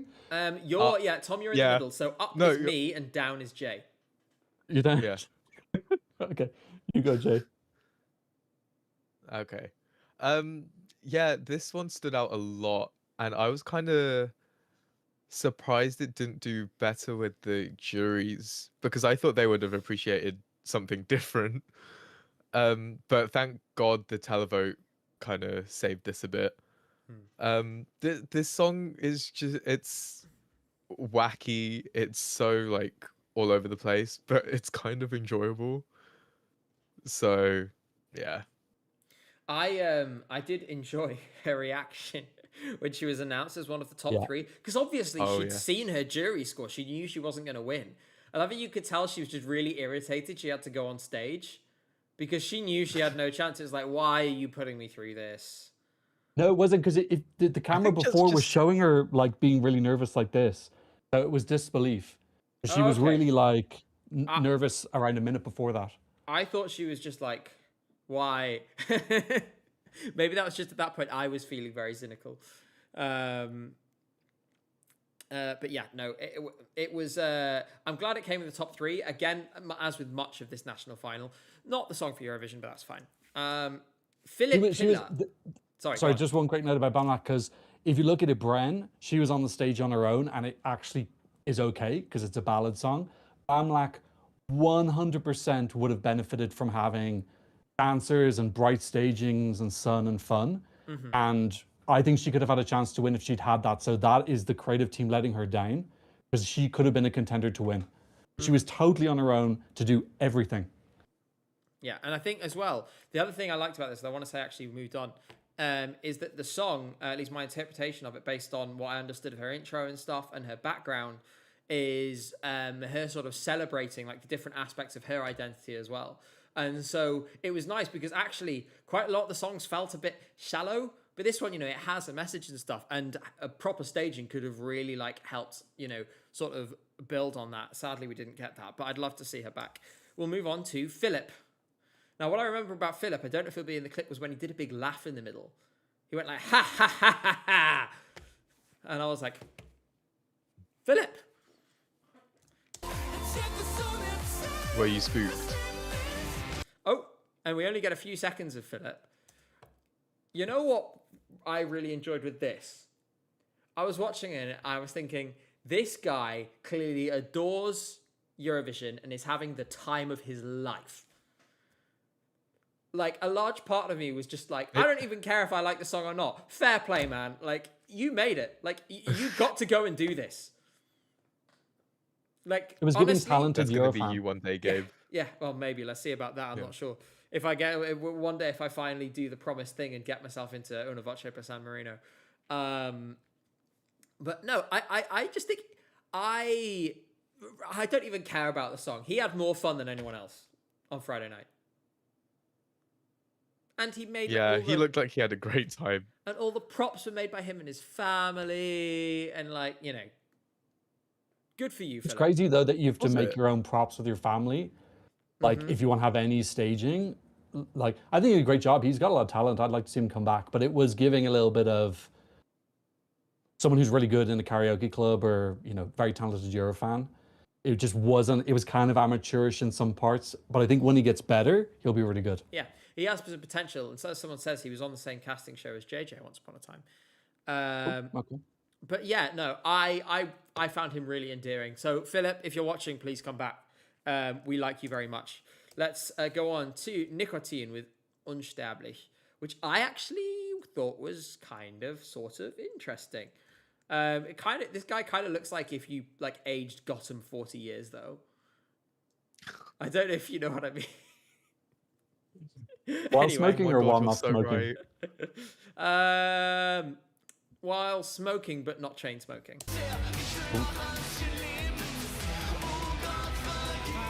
So, for some background, I was watching this with my fiance and her friend who is from Austria, and this guy came on and our friend burst out laughing and went, "This is the most Vienna man I have ever seen in my life." So it's authentic to, I guess it's the kind of artsy Vienna thing. It also, he's very clearly channeling Falco. And if you guys don't know Falco, you probably do actually, because you know that song, Amadeus, Amadeus. That is Falco. extremely famous Austrian singer who actually tragically died quite young, and is a legend in the country. And this is clearly derivative of that. Tom, first, what did you think of this? I got a lot of those Falco comments as well. So yeah, he actually had really good staging. I don't know why he was chosen as the person who got staging, but it was really cool. He was in the circle and had cool effects in it and stuff. Yeah, this was one of the more entertaining ones. I'm going to presume he had an artistic vision or something, or he came with some instructions and was like, "Can you do this and this and this?" And they were like, "Yeah, fine." All the money. Get the money. Yeah, maybe that too. Jay, what do you think? Yeah, this one was decent as well. Still, like, I wouldn't have this in my top 10 at Eurovision, like, from the songs we have now. Like, it's just, like, the staging was cool, it elevated the song, but the song itself isn't my cup of tea. Yeah, fair enough. I mean, it was interesting in some places, but I still wasn't a huge fan. David Kut next, Pockets Full of Snow.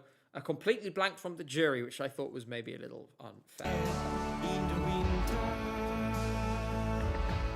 Again, the clips are so short for so many of these. David got, what, 4 seconds? Which wasn't fade in or fade out? If you go over 4 or 5 seconds with most record companies, that's when they copyright you. 4 consecutive seconds, that's the cutoff for many of them. Happy anniversary, IAEA, by the way. Thank you so much for 12 months as a member. Yeah, I generally, in my videos, sometimes you can get to like 7 or 8, but generally I keep it below 5 just to avoid, having to re-upload the video, having cut half of the thing out. Yeah, this came last.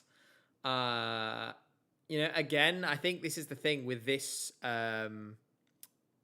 national final is there's a lot of people where it's like, okay, this is a talented amateur, and I'm actually approaching it with that in mind. So, for example, when I make my video, I'm going to slam the show as a production. I will not be attacking any of these artists, and I've tried not to be too negative when we've been talking about them now, because I think in a lot of ways you have people who are, trying to live their dreams or whatever else. So they're not professionals.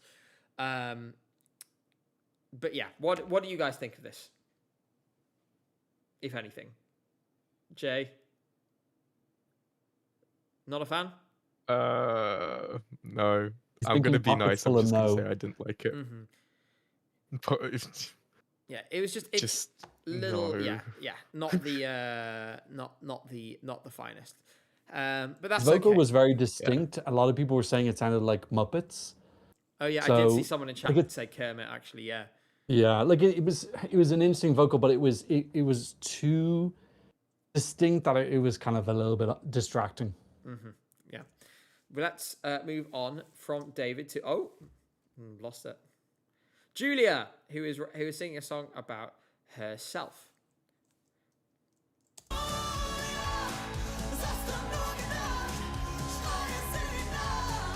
After the songs, I wondered if this might challenge because her voice was decent. The song was memorable. Also, one of the writers of this song is like someone who my fiance predicted would be in this national final. And so she's very pleased with herself. She's like, I was technically correct because the person was a songwriter. And she asked for me to mention that on stream. So, honey, if you're watching, this is me mentioning it. But yeah, it was very shouty. We do occasionally get this songs in Eurovision where it's after like Zorya by Zorya, which was a better song than this. I'm going to go to Jay first and then to Tom. What did you think of this? This was fine. It didn't really do anything for me. I will say though, in Tom's Patreon chat, we were all like gagged because there was finally dancers in this performance. We were like, oh my God. And then they did the most basic choreo ever and then left. Well, it's still infinity % more choreo than in the rest of the show combined. Thank you so much. I really appreciate your support. We don't remember the performance because everyone was just like dancers. Finally! That was the only focus. Yeah. But in terms of the song, I think Melfest does this country pop better. Like if you look at Saga Ludvigsson and Robin Bengtsson, they're this sound, but just like way more catchy. I think Julia is really cool. I liked the performance, but Melfest does it so much better. Aya has said that the Austrian national final is your average Lithuanian semi-final, and I can kind of see it, actually. Like the quality, yeah. We'll move on to Freud, although every time I see it, I go Frevd. With Yeah, I was reading it like that. Riddle.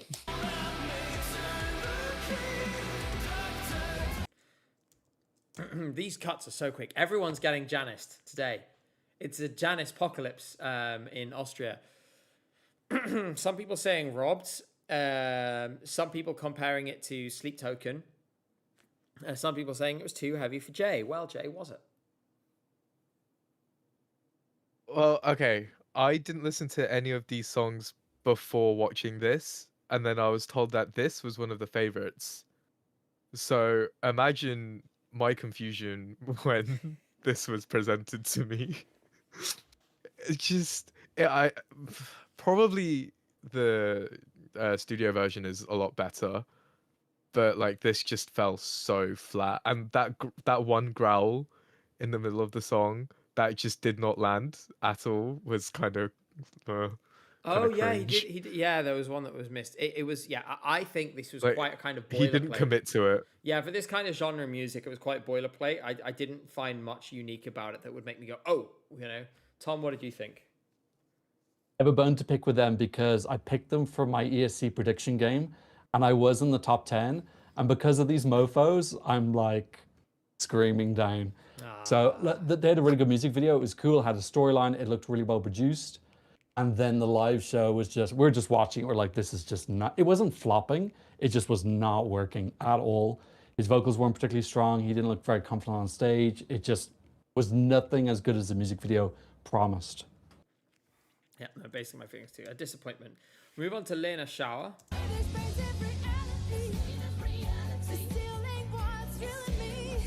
So, Lena, although it's not shown in this clip, I found she's a good voice, has a good voice. I'm not surprised she won the jury. It was very, and you've all been waiting. There's a few people in chat who've been waiting this whole stream. This is the song from tonight that feels the most like it belongs on Jules Holland's annual New Year's Eve hootenanny. Oh my god. You just love that reference way too much.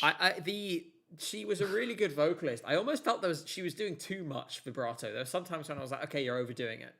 Like, yeah. Like, and I'm like, you don't need that much vibrato. Like, do a little bit, but not that much. But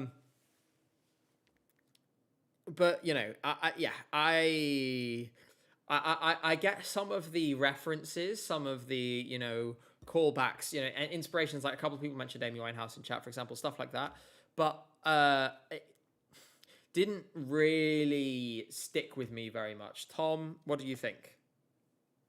I think I'm pretty sure I was technically present during this. I have no memory of this happening to me. I was so shocked when she won the jury. Like, I was like, it was an out-of-body experience. What is happening? When they had that split screen of 3, you said it was obvious who won. I was actually like, I have no idea who's winning this jury. It felt so random to me. But like, you go, girl. I don't know. To me, it felt like the kind of thing that an Austrian jury would give 12 points. Like, because Austria and Germany, they sort of have this thing where they're like, oh, ja, was für ein guter Stimme, das ist so radiotauglich. And if you have either of those things, then it just wins. But yeah, so that's how I feel about this.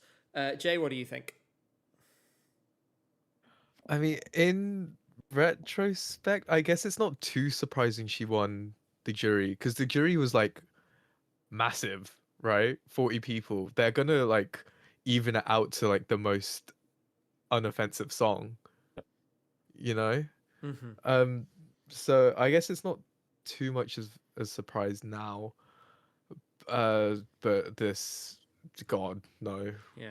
That's a really good point. When you make juries bigger, it gives an advantage to safeness and not being too offensive. Yeah. Midnosity. Yeah. People are surprised about my German. Let me just say, ich spreche Deutsch. Ich habe in Deutschland gewohnt. Ich habe Deutsch in der Universität studiert. Ich dachte, dass alle meine Fans wussten, dass ich Deutsch gesprochen habe. Anyway, that's not the point. We'll move on. Yeah, I speak German. I also speak Russian. And actually, my fiance is German. And the German came in really handy because actually, like, I learned German. Fast forward a bunch of years, my soon-to-be mother-in-law doesn't speak English. And it means that when we go visit, I can speak to her because I speak German. So it ended up being super helpful in a way I didn't really expect. But yeah. Maar kan je ook in het Nederlands praten? Ik sprak een beetje Nederlands. Ik heb Nederlands in de universiteit gestudeerd. Maar een beetje. Sorry, we should move on to the next thing, which is the actual winner. Oh, the person who typed in Dutch is now really, really confused. They're like, what? Why did you do that? Anyway, we will move along to the winner, and in my opinion, the correct winner.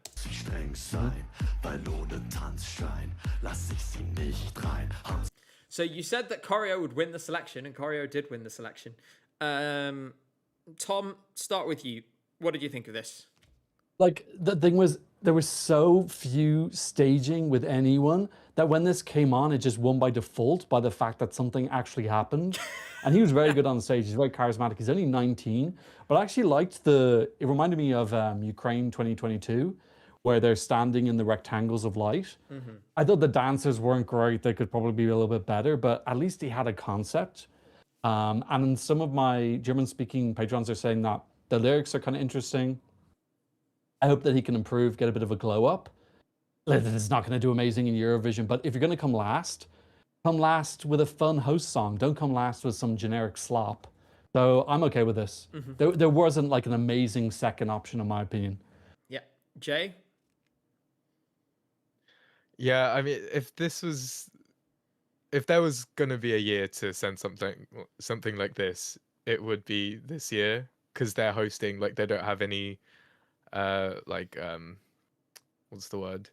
They don't have any pressure, basically. Like, they can send whatever, and if they get last, like, it's fine, whatever. If they somehow do amazingly well, then that's a bonus, so... Although... I can see this getting 20, 30 televote points, maybe. Yeah, maybe. I think there's a little bit, and he's charismatic if they just have to do it right. A couple of notes on this from me. Firstly, I've heard people comparing this to Bad Guy a little bit, but that's actually... I get why you're making that reference, but you're actually wrong. That is not what this is channeling. This is channeling a slightly older song, but in German, which was recently redone by Chiago, which goes like, Nein, Mann, ich will noch nicht gehen. Ich will noch ein bisschen tanzen. Oh, yeah. I can't play the song on stream, but yeah, instantly someone in chat picked it up. I actually saw Chiago live in London not too long ago. And Jamie, who was in chat before and did a super chat, was actually there. But yeah, there's that. The other thing is that if you read the lyrics, is that it's very clearly about like consent and about like respecting women in clubs, which is quite nice. It's basically being like, we should all just dance, the creeps, they should, we're going to introduce a license so the creeps can't get in, kind of thing. No, Jamie, I'm not talking about you, different Jamie. There's multiple Jamies, But yeah, the other thing about that Chiaku gig is there was this German guy next to me, and we were in an indoor venue in the UK, and he lit up a cigarette like 5 minutes after he arrived, and you could tell there was a bunch of people standing around, sort of being like, and then obviously the bouncers come over, they look at him just kind of confused, like, what are you doing? And then he just sort of gets taken away. Half an hour later, he comes back. Presumably he'd been taken out, and then they were like, he was like, I didn't know you couldn't smoke inside here. I'm from another country. And eventually they let him back in. But it was just, very confusing. So that is this song. I think, to be honest, it won't do very well, but that's fine. It's the host entry. It'll be a bit of fun. like you guys said, it needed to be fun and festive and silly, and that's what they did. So well done. I regret to inform you, we are going to have to talk about Germany. Oh, actually, I kind of think that Germany has better songs than Austria. Uh, I filmed my Germany video a week ago, so it's gonna be really interesting to see what I remember from what stuck in my mind from a week ago. that it's really obvious. Germans in chat will know this too. It's extremely obvious who is going to win. Like, it is one of the most obvious winners I've ever seen. Like, to the point that I'm like, wow, they really laid it up for this person. Baby boy. Is it this one? No, it's Sarah Engels, but I'll explain why I later. Oh right. Like, Oh. they've completely, in my opinion, laid it out on a plate for her. But we'll get to that. Let's listen to some of these songs, and then I would like to hear your opinions. We will start with Bella and Herz.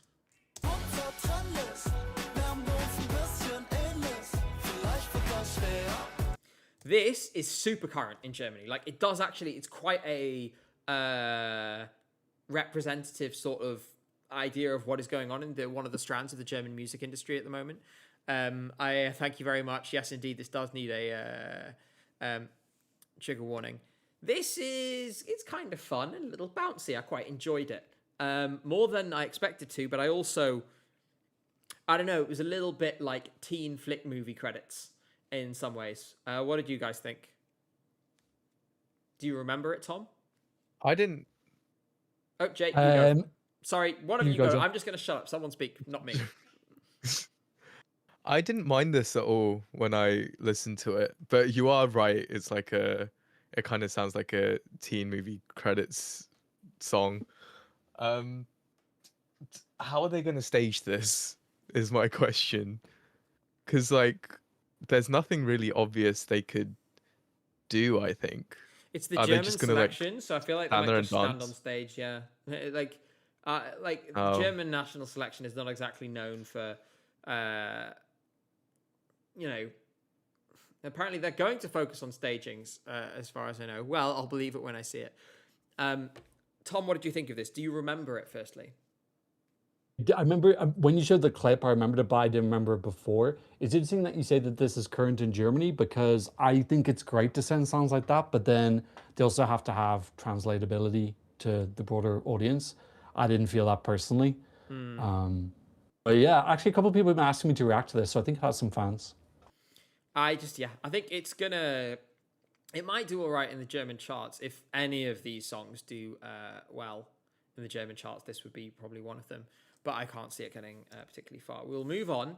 Interesting story with this one. Malu Lovis. So, a few months ago, maybe 6 months ago or so, my fiance went with her friends to see Tokyo Hotel in London. They got talking to the girl who was stood next to them, who was saying, "Oh, you know, I'm a musician. I've been thinking about maybe submitting my song to the German national selection because I'm from Germany." And they were like, "Yeah, you should. You definitely should." And she was like, "Okay, maybe I will." I don't know how much of an influence that had on her decision, but for what it's worth, that was Malu Lovis. So now she's here. So a slightly bizarre connection there. But nonetheless, she's here. Let's have a little play of the song.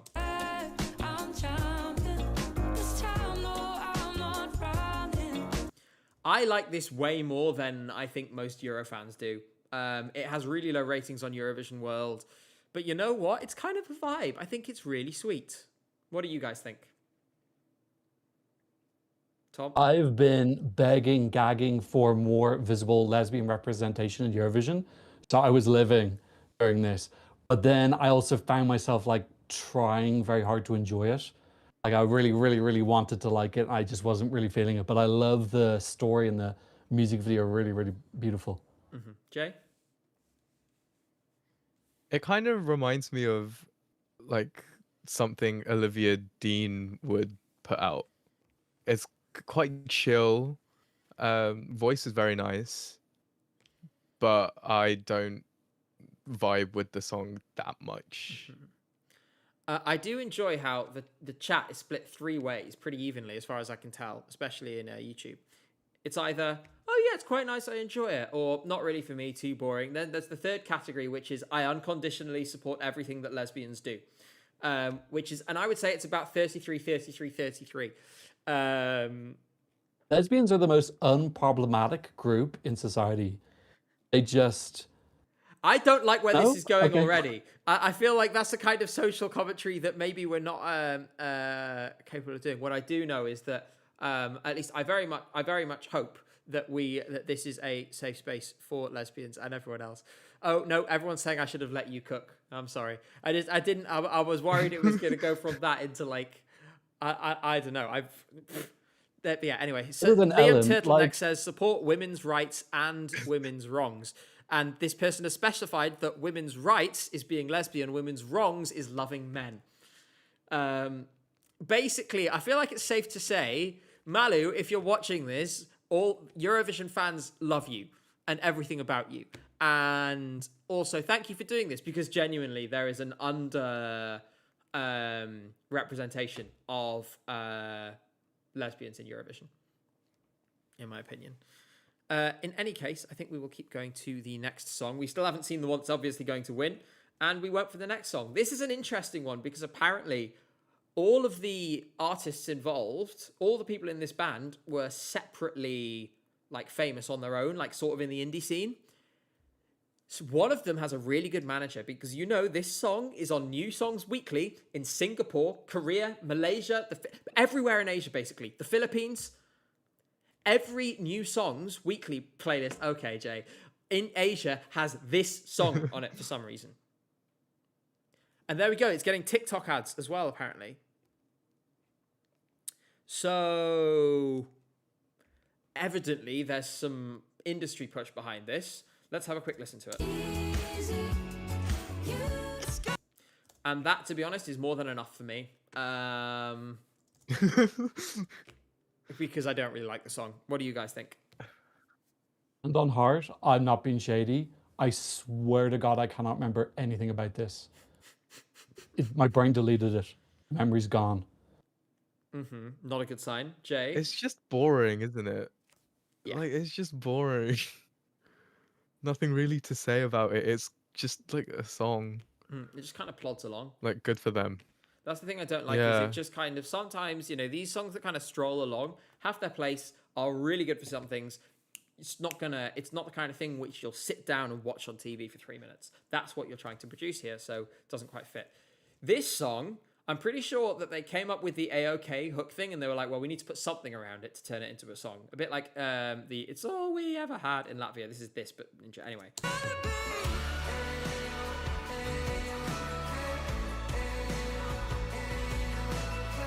And you've heard the whole song, in my opinion, because it's basically, it's mostly just that. And it is an okay song. I mean, it kind of gives me like emotional advert in some ways, or like, you know, to go in the backing of like footage of like soldiers reuniting with their families. You know, that genre of video that was like really popular in the early 2010s before everyone realized that the US is actually the evil empire. I shouldn't get too political. What did you guys think of this song? I didn't mind this.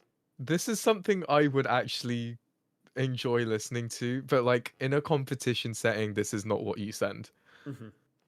Like this is for easy listening. Yeah. Like this isn't gonna attract a 300 televote point, you know. It's like it's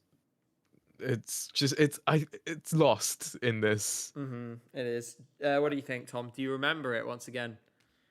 I remember it was the first song I listened to. I don't remember much else. I remember thinking it was okay, that it wasn't bad. I felt like there were a lot of these type of songs which are kind of like singer-songwriter, minimalist, not too much production. Like there were a lot of them and they all kind of blurred a bit. Yeah, I just kind of, again, it washes right over me. We'll go forward to this.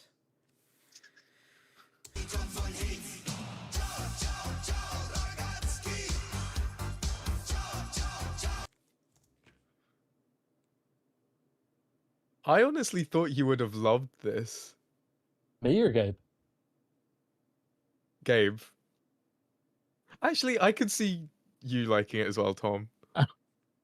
No.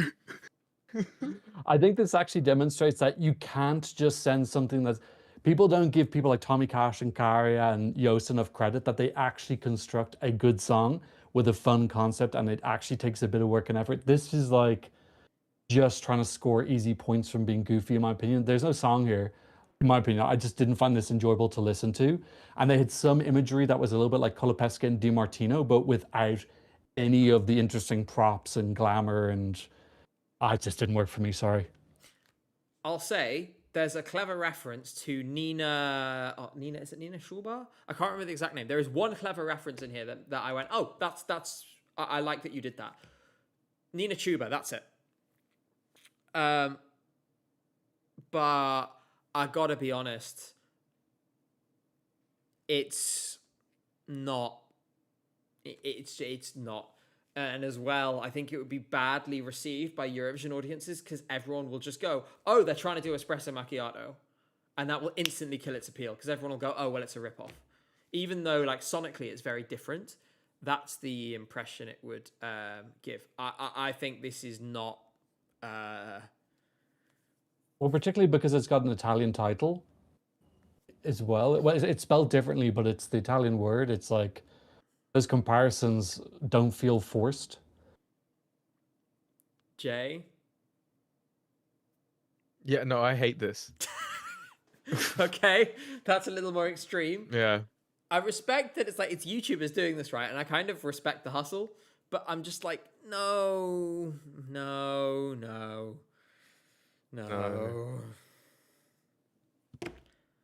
Yeah, I think the thing is, right, we have examples of how, like, silly, fun songs can be done really well, and that's Ferto. We talked about it in this same stream. But this, no.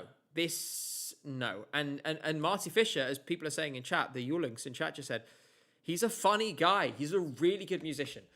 Not a good use, in my opinion. For this one, I just, not for me. Didn't click at all. We will go on to a song that seems to be making some waves, pun not intended, with the Eurofans, but not necessarily with Germans. Oh.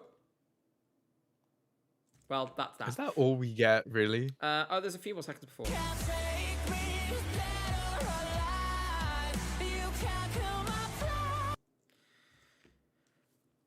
Again, it has the... Someone says, yes, he's from Liechtenstein. So this is Liechtenstein representation. But it's fine. I have no dislike for it. But as is the case with a lot of the German entry, like German national final things, I just... yeah, someone says very My Chemical Romance. That's kind of the thought that we had too when we first listened to it, me and my fiance. Jay, Tom, any thoughts on this? This is my number one. I like this. I really liked especially the fact the music video appears to literally just be him in his room, and he made it look interesting and cool. I love that creativity. It was... like I said, there was this mood with all the other songs where they blurred, and he stood out for me. I think it was also because I think I listened to this 8th or 9th, so it was like kind of felt like a breath of fresh air. This was my favorite. It left the biggest impression on me. There we go. Jay, too heavy for you? No, I actually quite enjoyed this. This reminds me of like what I used to listen to in high school. So it kind of sounds nostalgic. Yeah, just I think the music video is quite cool. I have no idea what they're gonna do on stage. Maybe something like this, honestly. Yeah, I mean, make it interesting. That's my main... it is my main sort of ask. Make it interesting on stage, and then we might be onto something. We're going to push forward to Molly Sue. And I actually think, especially given that the first round of this... By the way, get a load of this, how stupid it is. The first round, 100% jury, 3-song super final, 100% public. It's like Germany does not ever fail in finding the stupidest systems. Like, do you remember a couple of years ago when they did the jury voting before the televoting closed? This was 2 years ago. Yes. Oh, And so then the top two in the jury obviously came top two in the televote because everyone realized that they might as well a vote for anyone else would be a everything else waste. was eliminated. It was so stupid. Ugh. Slovenia did this last year with Emma, but they did it even more extreme. They had 2 songs picked by the jury, so you had to watch them internally select the 2 finalists, and then you got to vote. It's just, yeah, it's a ridiculous system. Stan, what do you mean YouTube featured? What is YouTube featured? As in, did I show up on your homepage, or is there some sort of special thing somewhere? Yeah, anyway, let's have a quick listen to Molly Sue. Like I said, I think this could do well with the jury and get to the super final.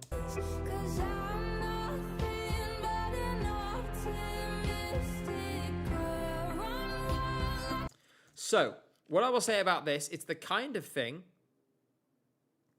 that if her voice is amazing, we could all see this live and go, oh my gosh, this is the one. If her voice is amazing. But I think that's what it needs, because at the moment, the song by itself needs a lift from the vocalist, in my opinion. And in any case, it's still not going to win, because the winning song is really obvious, as I discussed previously. We'll come on to it in a moment. Jay, Tom, thoughts on this? I really love this music video. It seemed like she had a really cool story. There were like these testimonials at the end. I really would have liked if she had subtitles, because I didn't know what they're saying, but it seemed like it was getting people's personal opinions about struggle. So that was really, really nice. But yeah, I don't really remember too much about the song, to be honest. No, it was a nice ballad. I really loved the atmosphere more than anything else. Like, it had this very atmospheric, very sort of, that sort of yearning female ballad kind of thing that was especially big in the 2010s, actually. Very much had that vibe. Well, Cheese, you wouldn't be so hungry if you hadn't thrown up your snack 2 hours ago. Max. So, Clock it, honestly, Cheese. I'm not sure what you're complaining about, buddy. Hey, yeah, I'm happy to see you too. Yes, I do think you're the cutest thing in the world. But you're going to have to wait a little bit, because we still have more slop to talk about before we finish. Anyway, there is... Here is Cheese. He's very interested in talking about Germany. Right, let's have a look at the next song. Finally, it's the song that's very obviously going to win. Let's have a little listen.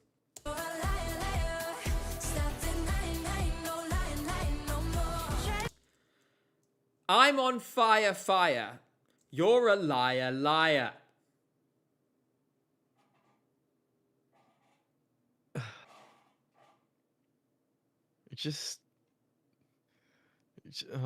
You know what it made me think of?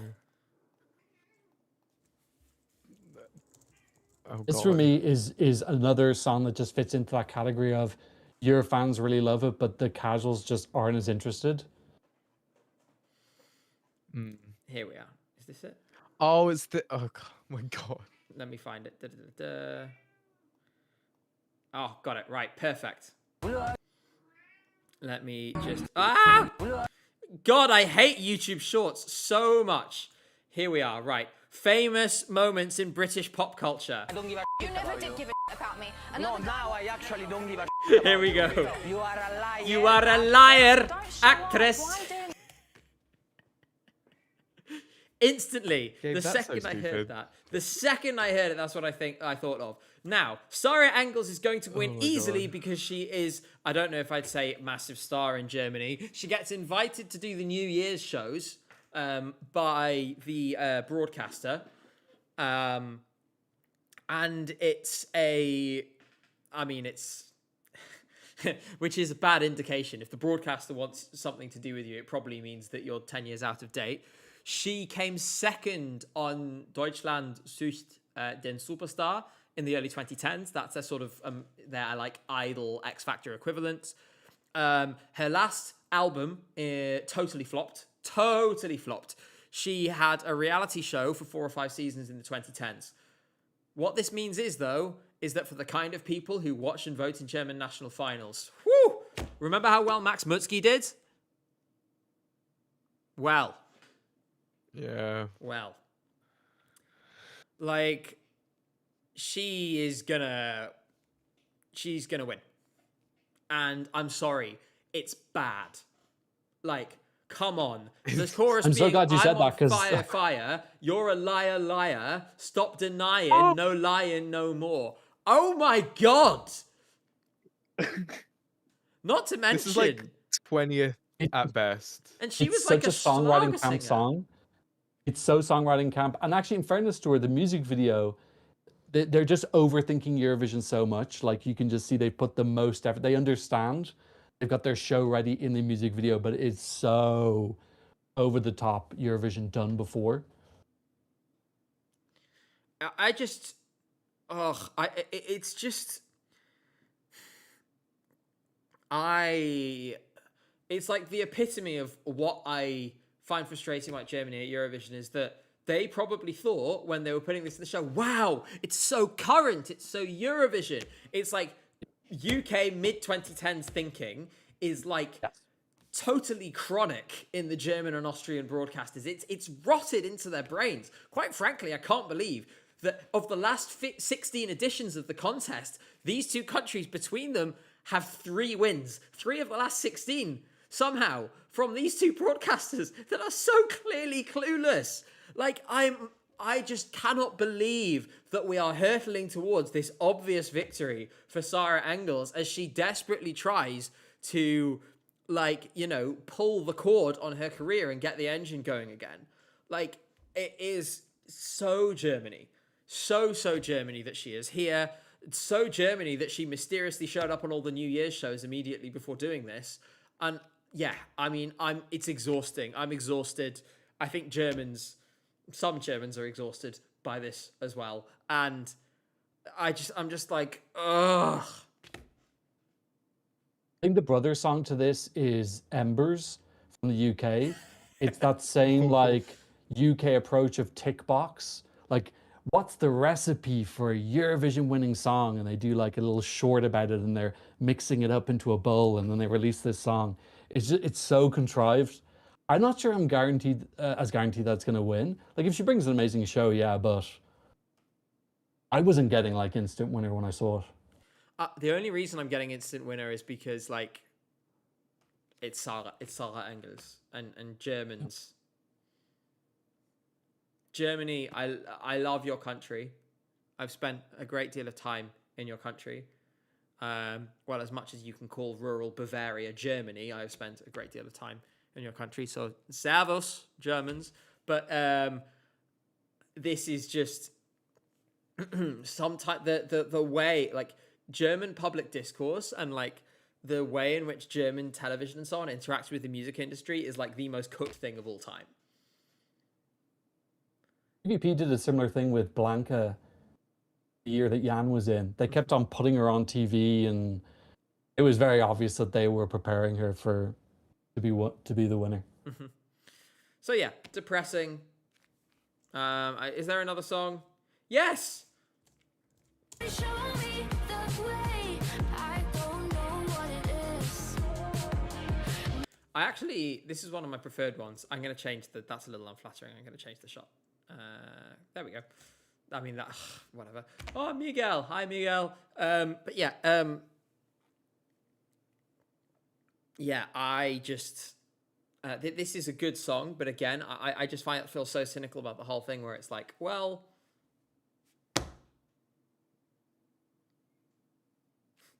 I swear to God, Just my brain well. deleted this. Like, the neurons where this was stored in my brain don't exist anymore. I do not remember it.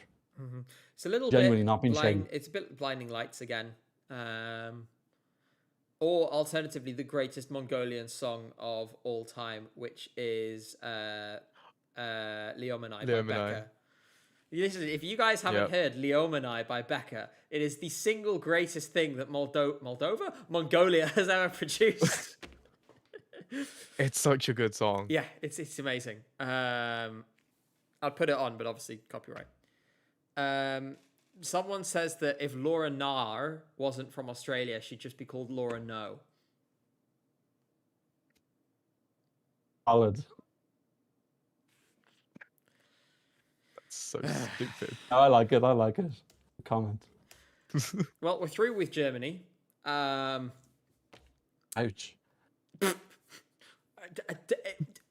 What do we even do? What do we even do with something with a problem like Germany in this contest? I mean, I really don't know, because it's. I mean, They had good momentum because they came 12th and then they came 15th and then they changed broadcaster, and it just feels like we're kind of gone back. We took 2 steps forward and now 4 steps back again. and to be honest, the last 2 years kind of felt like an aberration, because the national finals were a total mess both times. Yeah. And so it sort of seems like, well, the crash was always going to come again, and now it's here. Speaking of countries which have had it a little bit turbulent, for months there was great rumours about the presence or lack thereof of Loic Notte in Eurovision this year for Belgium. And word on the street is that he was, and then he wasn't, for reasons that I can imagine you are all very easily able to see. Instead, we have Essila with Dancing on the Ice. Now, Gabe, yeah. before we continue, I need the bathroom. Okay, off you So go, I Jay. am Just run away. going to Go, go go, to the go, go. bathroom. It's fine. We'll start talking about Belgium. You can come back in afterwards. Everyone I was say wondering what his piss, finger piss. Turn was. off my camera. Everyone say piss, piss, goodbye to Jay. Yeah, you can turn off your camera. Make sure your microphone's not on so we don't hear anything.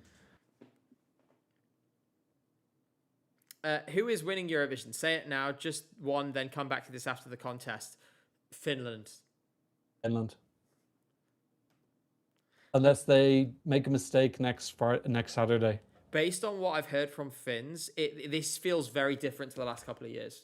Like 2 years ago, people were divided and people were like, Sarah Sipula, I'm not so sure. But this, every single Finn I've spoken to is like, yeah, Likenhead. It's going to win. And then like one person is like, Takatuka, you know. Yeah, I looked at my channel, like the top 10 videos with the most views, and Leakin' Hayton's in there, and none of them have not been picked as their country song. Oh, wow. So it would be generally, that's nothing to do with me. That's just general interest to see reactions to a song. Like, it would be crazy. Yeah, no, I'd be really surprised if they didn't. Someone said dancing on the ice train, like the train they have in Germany. But if this was about dancing on a train in Germany, then it would be called Dancing on the Ice heute leider 78 Minuten Verspätung. So it's not quite accurate. It would have to be much longer than this and like not start for like several hours if it was Deutsche Bahn. In any case, away from Deutsche Bahn and back towards this song, how do we feel about this? I'm going to start by saying that while I don't think it's a bad song, I worry that this is another borderline for Belgium where they could end up out of the final. Because I don't see many of these big moments. I don't see the thing that's going to make people go, I want to pick up my phone and vote for this. And someone says it's an iPhone. Dolphin Dane says it's a bit of an iPhone ad song, and I kind of get what you mean. Like old iPhone ads, you know, with like the silhouettes from like the 2010s. What do you think of this? Hey Jay, what do you think of this, Tom? It's giving second, third choice. I think it's fine. It's got a kind of unique sound. I think Belgium will be breathing a sigh of relief that juries are back, because their jury qualification record is much better than their televote one. Mm-hmm. When they do qualify in recent years, it's 8th, 9th, or 10th. They haven't been in the top 7 of a semi in a really long time. So I think if it does qualify, it's going to be 8th, 9th, 10th, and it's because they get the staging right. The music video looked like it could be the staging. I think the song title is off. I think it's misleading. I don't know. It's not what I expected when I went into the song. Maybe they pick something a bit cooler. It's fine. It seems to have gotten a very lukewarm reception. Yeah. I do want to say, this isn't related to the song, but quickly before I ask Jay what he thinks of it, speaking of dancing on the ice, obviously the Olympics just finished. Did any of you watch the men's figure skating? The Yep. men's figure skating at the Olympics was the most dramatic 25 minutes of sport I've ever watched in my life. It was incredible. Spoilers, I do want to It watch was- it. Don't tell me. I won't tell you. I won't tell. We won't say the Okay. results, but I'm just saying it was extraordinary. Tom, you are going to absolutely love Okay, it. I will don't- watch it. I will don't watch know it. how you've managed to miss it, to be honest, up to this point, but it's just incredible. What an incredible. I've been like all the time. I haven't been writing or filming or editing videos. I've just been watching the Olympics the last 2 weeks or going to Estonia. But I was watching the Olympics while I was there as well. Anyway, Of course. we will continue on. Jay, sorry, what did you think of this song? Very mid. I think they thought they were doing something, but no one really thought they did anything. Like, it's just very middle of the road. Like, I haven't seen anyone say that they love this. Mm-hmm. Well, fair enough. So- There we go. Yeah, no, this is the thing is there's lots of people around they're like, oh, it's fine. And it's like, well, fine doesn't win Eurovision. I imagine we'll have more to say about it. With internals, it's always difficult because it doesn't come with a live performance, right? You're dealing with like a very small amount of information compared to normal. And that makes things more difficult.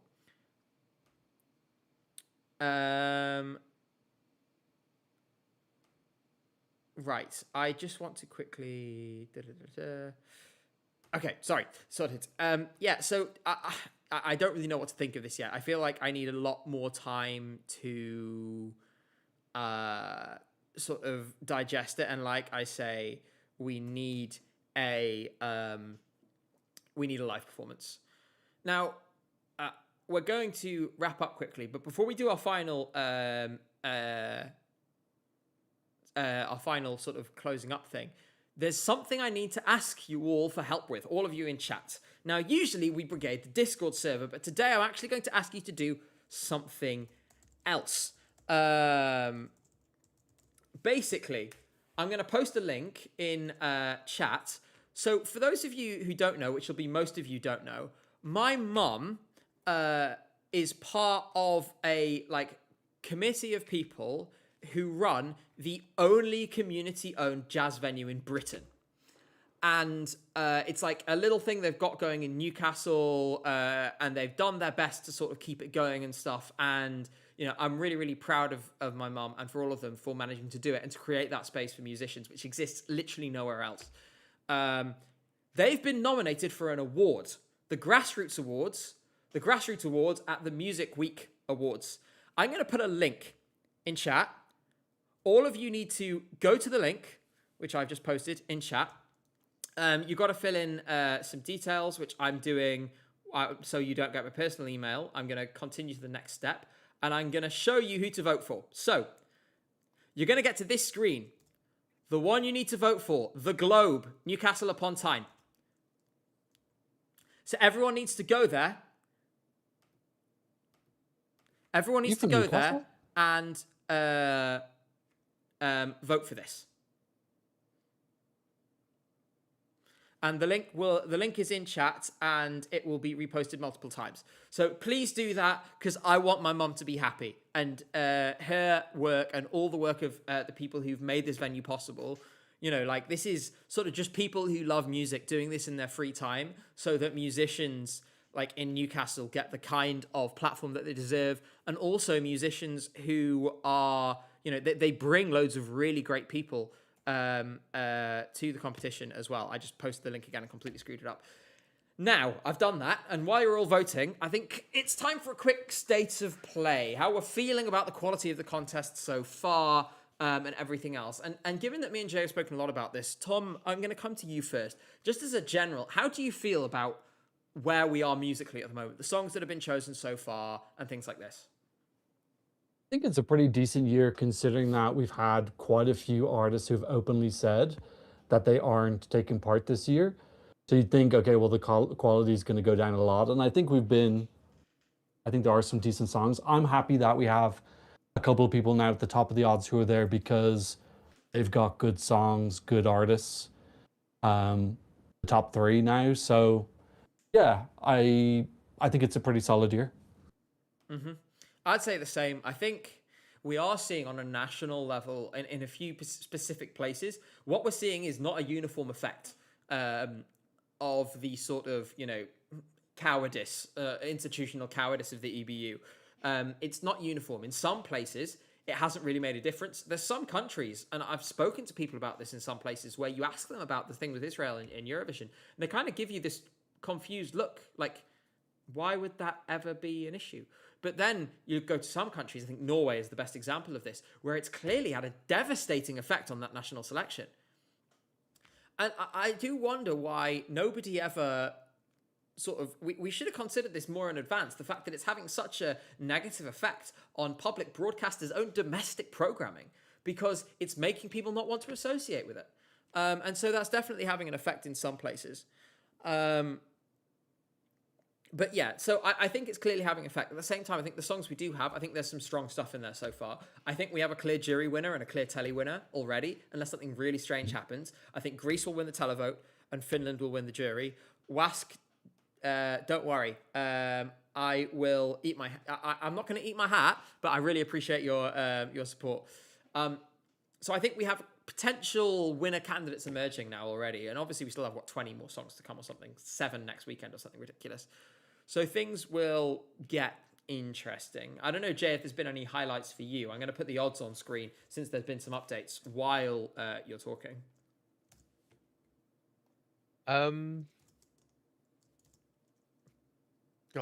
I swear, like I saw the odds like a couple days ago, and it was not this. Well, there's been a lot of changes, yeah. It's changed a lot. So yeah, I honestly think Denmark is in the running as well. It's interesting because I Canabai can't- just did a super chat being like, do you think Denmark is in the running? Thank you so much, by the way. Why do you think this? Because Like, I think it's going to do well, but to win?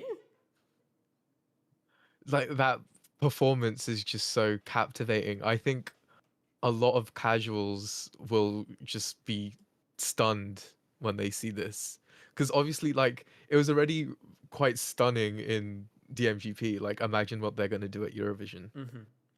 Like, and he is the performer, so he's definitely gonna elevate it. Tom.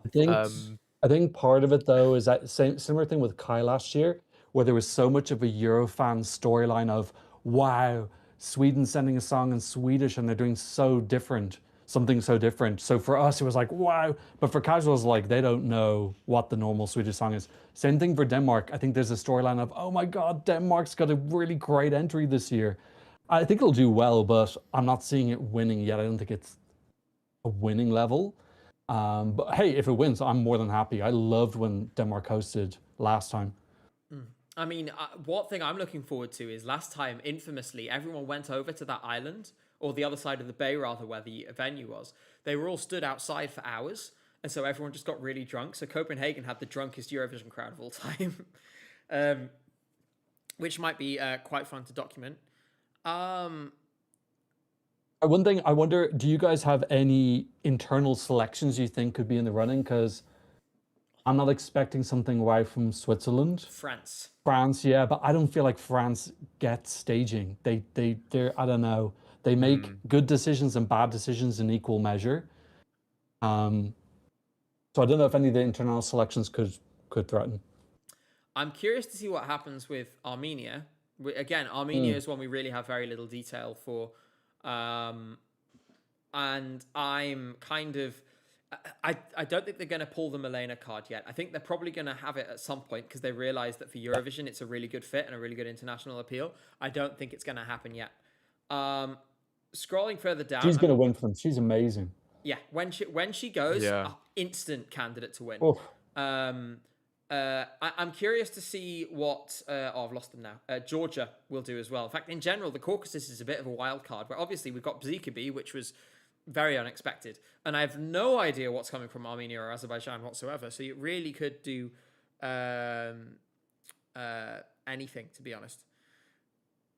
As for someone's asking me about the UK, look, Bomb No Computer could go any number of ways. I'm kind of excited to see what he does. I want it to be weird. That's my only criteria. I don't care if we come last. I want it to be weird and different because that is what we deserve after years of like slop, you know, in this country. I don't mind if the UK say, like last year, it felt like they sat down and said, we want points, F the televote, let's get jury points. Yeah. That's what literally happened in that meeting. I think this year they said, F the jury, let's get a televote point. I literally think that's their plan. I'm totally okay with that. They need to get a televote point because I think that's what UK artists are more interested in. Who cares if you win the jury if no one listens to your song? They want televotes and exposure and streams. Yeah. So I think it's a good strategy. Precisely. So there's still like a few kind of, you know, and obviously who knows what's going to happen with Italy. There's a lot going on here. I will say right now, I'm not going to make a prediction. Obviously, we have to talk about the potential manipulation and so on, and that Israel could have a very substantial effect on the voting process and so on this year. I think their fall from first to fourth in the odds is representative of the fact that there are now viable options. My nightmare scenario was a year in which there's not really a viable winner, and as a result, Israel wins on the basis of the weakness of the field, therefore not being enough to counteract the manipulation. What I suspect will happen is that because a lot of the narratives that they've used to maximize their televote in the last 2 years don't apply anymore, because you know, in 2024, the October the 7th was in very recent memory, right? And so having a song that was clearly about that then had its salience with people, you know, with people who had their sympathies towards Israel. Obviously, in 2025, given that Yuval Raphael was a survivor of October the 7th, that narrative still played out. Also, there were hostages. There are no longer any hostages, and Noam Betan doesn't have the same kind of sympathetic story that they could play with the others. So a lot of the political factors are still at play, but not in the same way that they were in the last 2 years. I actually think the most likely thing is for Israel's televote to fall slightly. I still think they're going to do well, though. Sorry to interrupt you. One thing I'll say is they have elections in October.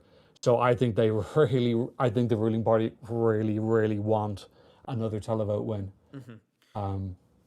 But it's about, will these new rules work? In my opinion, they don't go far enough. And I think, They won't. you know, and I think as well, I will say too, by the way, and I said this in a video a little while ago, but I think I'm going to say it again here, because regarding that decision, and I'm only going to talk about this for a second, because if I go on too long about it, we'll just get angry. I'll just get angry again, because I've been angry about this for, 2.5 months now. Am I the only one who found it strange that a decision made by the General Assembly, which is broadcasters and the EBU's executives, and the executive board of the EBU, so not the contest director, not the contest reference group, then it was the contest's director who had to go out and defend it? Am I the only one who thought that it should have been Dauphine Ernott and Jean-Philippe de Tender and Noel Curran who were the ones who should carry the responsibility for EBU decisions, because it was an EBU decision, not a Eurovision decision, to keep them in? Why weren't they the ones defending the decisions to the press? Why was Martin Green the one who had to go out there and take the shit when actually he didn't choose to be in that position? Well, they don't want to. They don't want to answer the questions, so they just send Martin out to take all the flack instead. And I have to say, to be honest, I think it's kind of unfair, actually, on Martin Green that he was forced to do that. But that's an idle side thought. In any case, it's getting late, and Cheese is staring at me intensely from across the room because he's desperate for his dinner. I should just issue one clarification on before. That my fiance has clarified that the song that was written by Ella Stern, which is the person who she thought was in the Austrian national final, and she'll probably shout at me if I get it. She'll probably shout through the door at me if I get it wrong. I think it was actually Tanzschein. I think I made a mistake there. I'm going to find it now to confirm this. Scroll down. Ella Stern. Yeah, there we go. Anyway, on that note, any final thoughts from each of you? I'm going to come to Tom first, and then to Jay, and then I'm going to do my wrap-up. My final thought is, why are there so many national finals next Saturday? None this week. What happened to scheduling? About this week, yeah, I think we covered everything. I don't have anything else. Jay, any thoughts? My final thought is how long Tom is going to be streaming next Saturday. Yeah, you're gonna be. Do you remember that screenshot of Tom from his Montenegro national final one where he's like, I don't even remember being that I was- dismayed. I think it was just a screenshot that made me look less happy than I actually was. Danda, thank you so much. I think it's going to be Lion, Seka, or Atakin. Seem like the likely options in Lithuania. We'll cover it in full once the show is done. I guess I should do my closing thought, which is thank you for watching. National final season continues. There's lots more to cover still. I appreciate you all being here as always. Make sure to subscribe to the channel because there will be more streams, more videos. Definitely a video on Tuesday. If I can get it done before I go to Finland, there'll be a video on Friday as well. Stream next Sunday. There's going to be Finland video next Friday. We have some really fun surprises coming for you guys, actually. Now, I'm going to keep most of them close to my chest, but one I am going to say, and only one, is that we are going to get an exclusive look at the Ule studios where they keep the UMK props and costumes and film the music videos. Nice. So I hopefully- wanted the music videos. Yeah. Are they're done in one room, are they? They're done in Wiley? Ule Studios. Yeah, they're done in Ule Studios. So that that will be really, really interesting. So hopefully, we'll be able to bring that all for you. I feel confident enough to say that it's going to happen now. In the meantime, yeah, subscribe to the channel, join all the various social media platforms, join the Discord server. The link's in the description. You can brigade it now if you want. It's all down there. I want to say thank you so much to Tom and Jay. Subscribe to ESC Tom. I would hope you're all subscribed to ESC Tom already, but if not, now is your time to fix that. And Tom, do you want to tell them all where they can find you, what the things you do if they don't already know you somehow? Yeah, right now I'm just on YouTube. I'm taking a little bit of a break from Twitter, but I do national final reactions and my UMK analysis video is coming out today or tomorrow. So check that out. I can't wait to see that, actually. That's me. It's really funny. Whenever a new video of yours comes out, Tom, it's like I'll be brushing my teeth or something, and my fiance will come and be like, honey, new Tom video. Then we sit down on the sofa and we watch it together on the TV. Oh, I love that. I love that. All right. Thank you all so much for coming. And remember, next week we're going to be starting an hour earlier, provided I can get back from Finland in time, which I think I can. I can't. It'll be 8 again, actually, if I can't get back in time. But literally, I'm rushing home the next day to do the stream from home. Anyway, bye. See you all next week.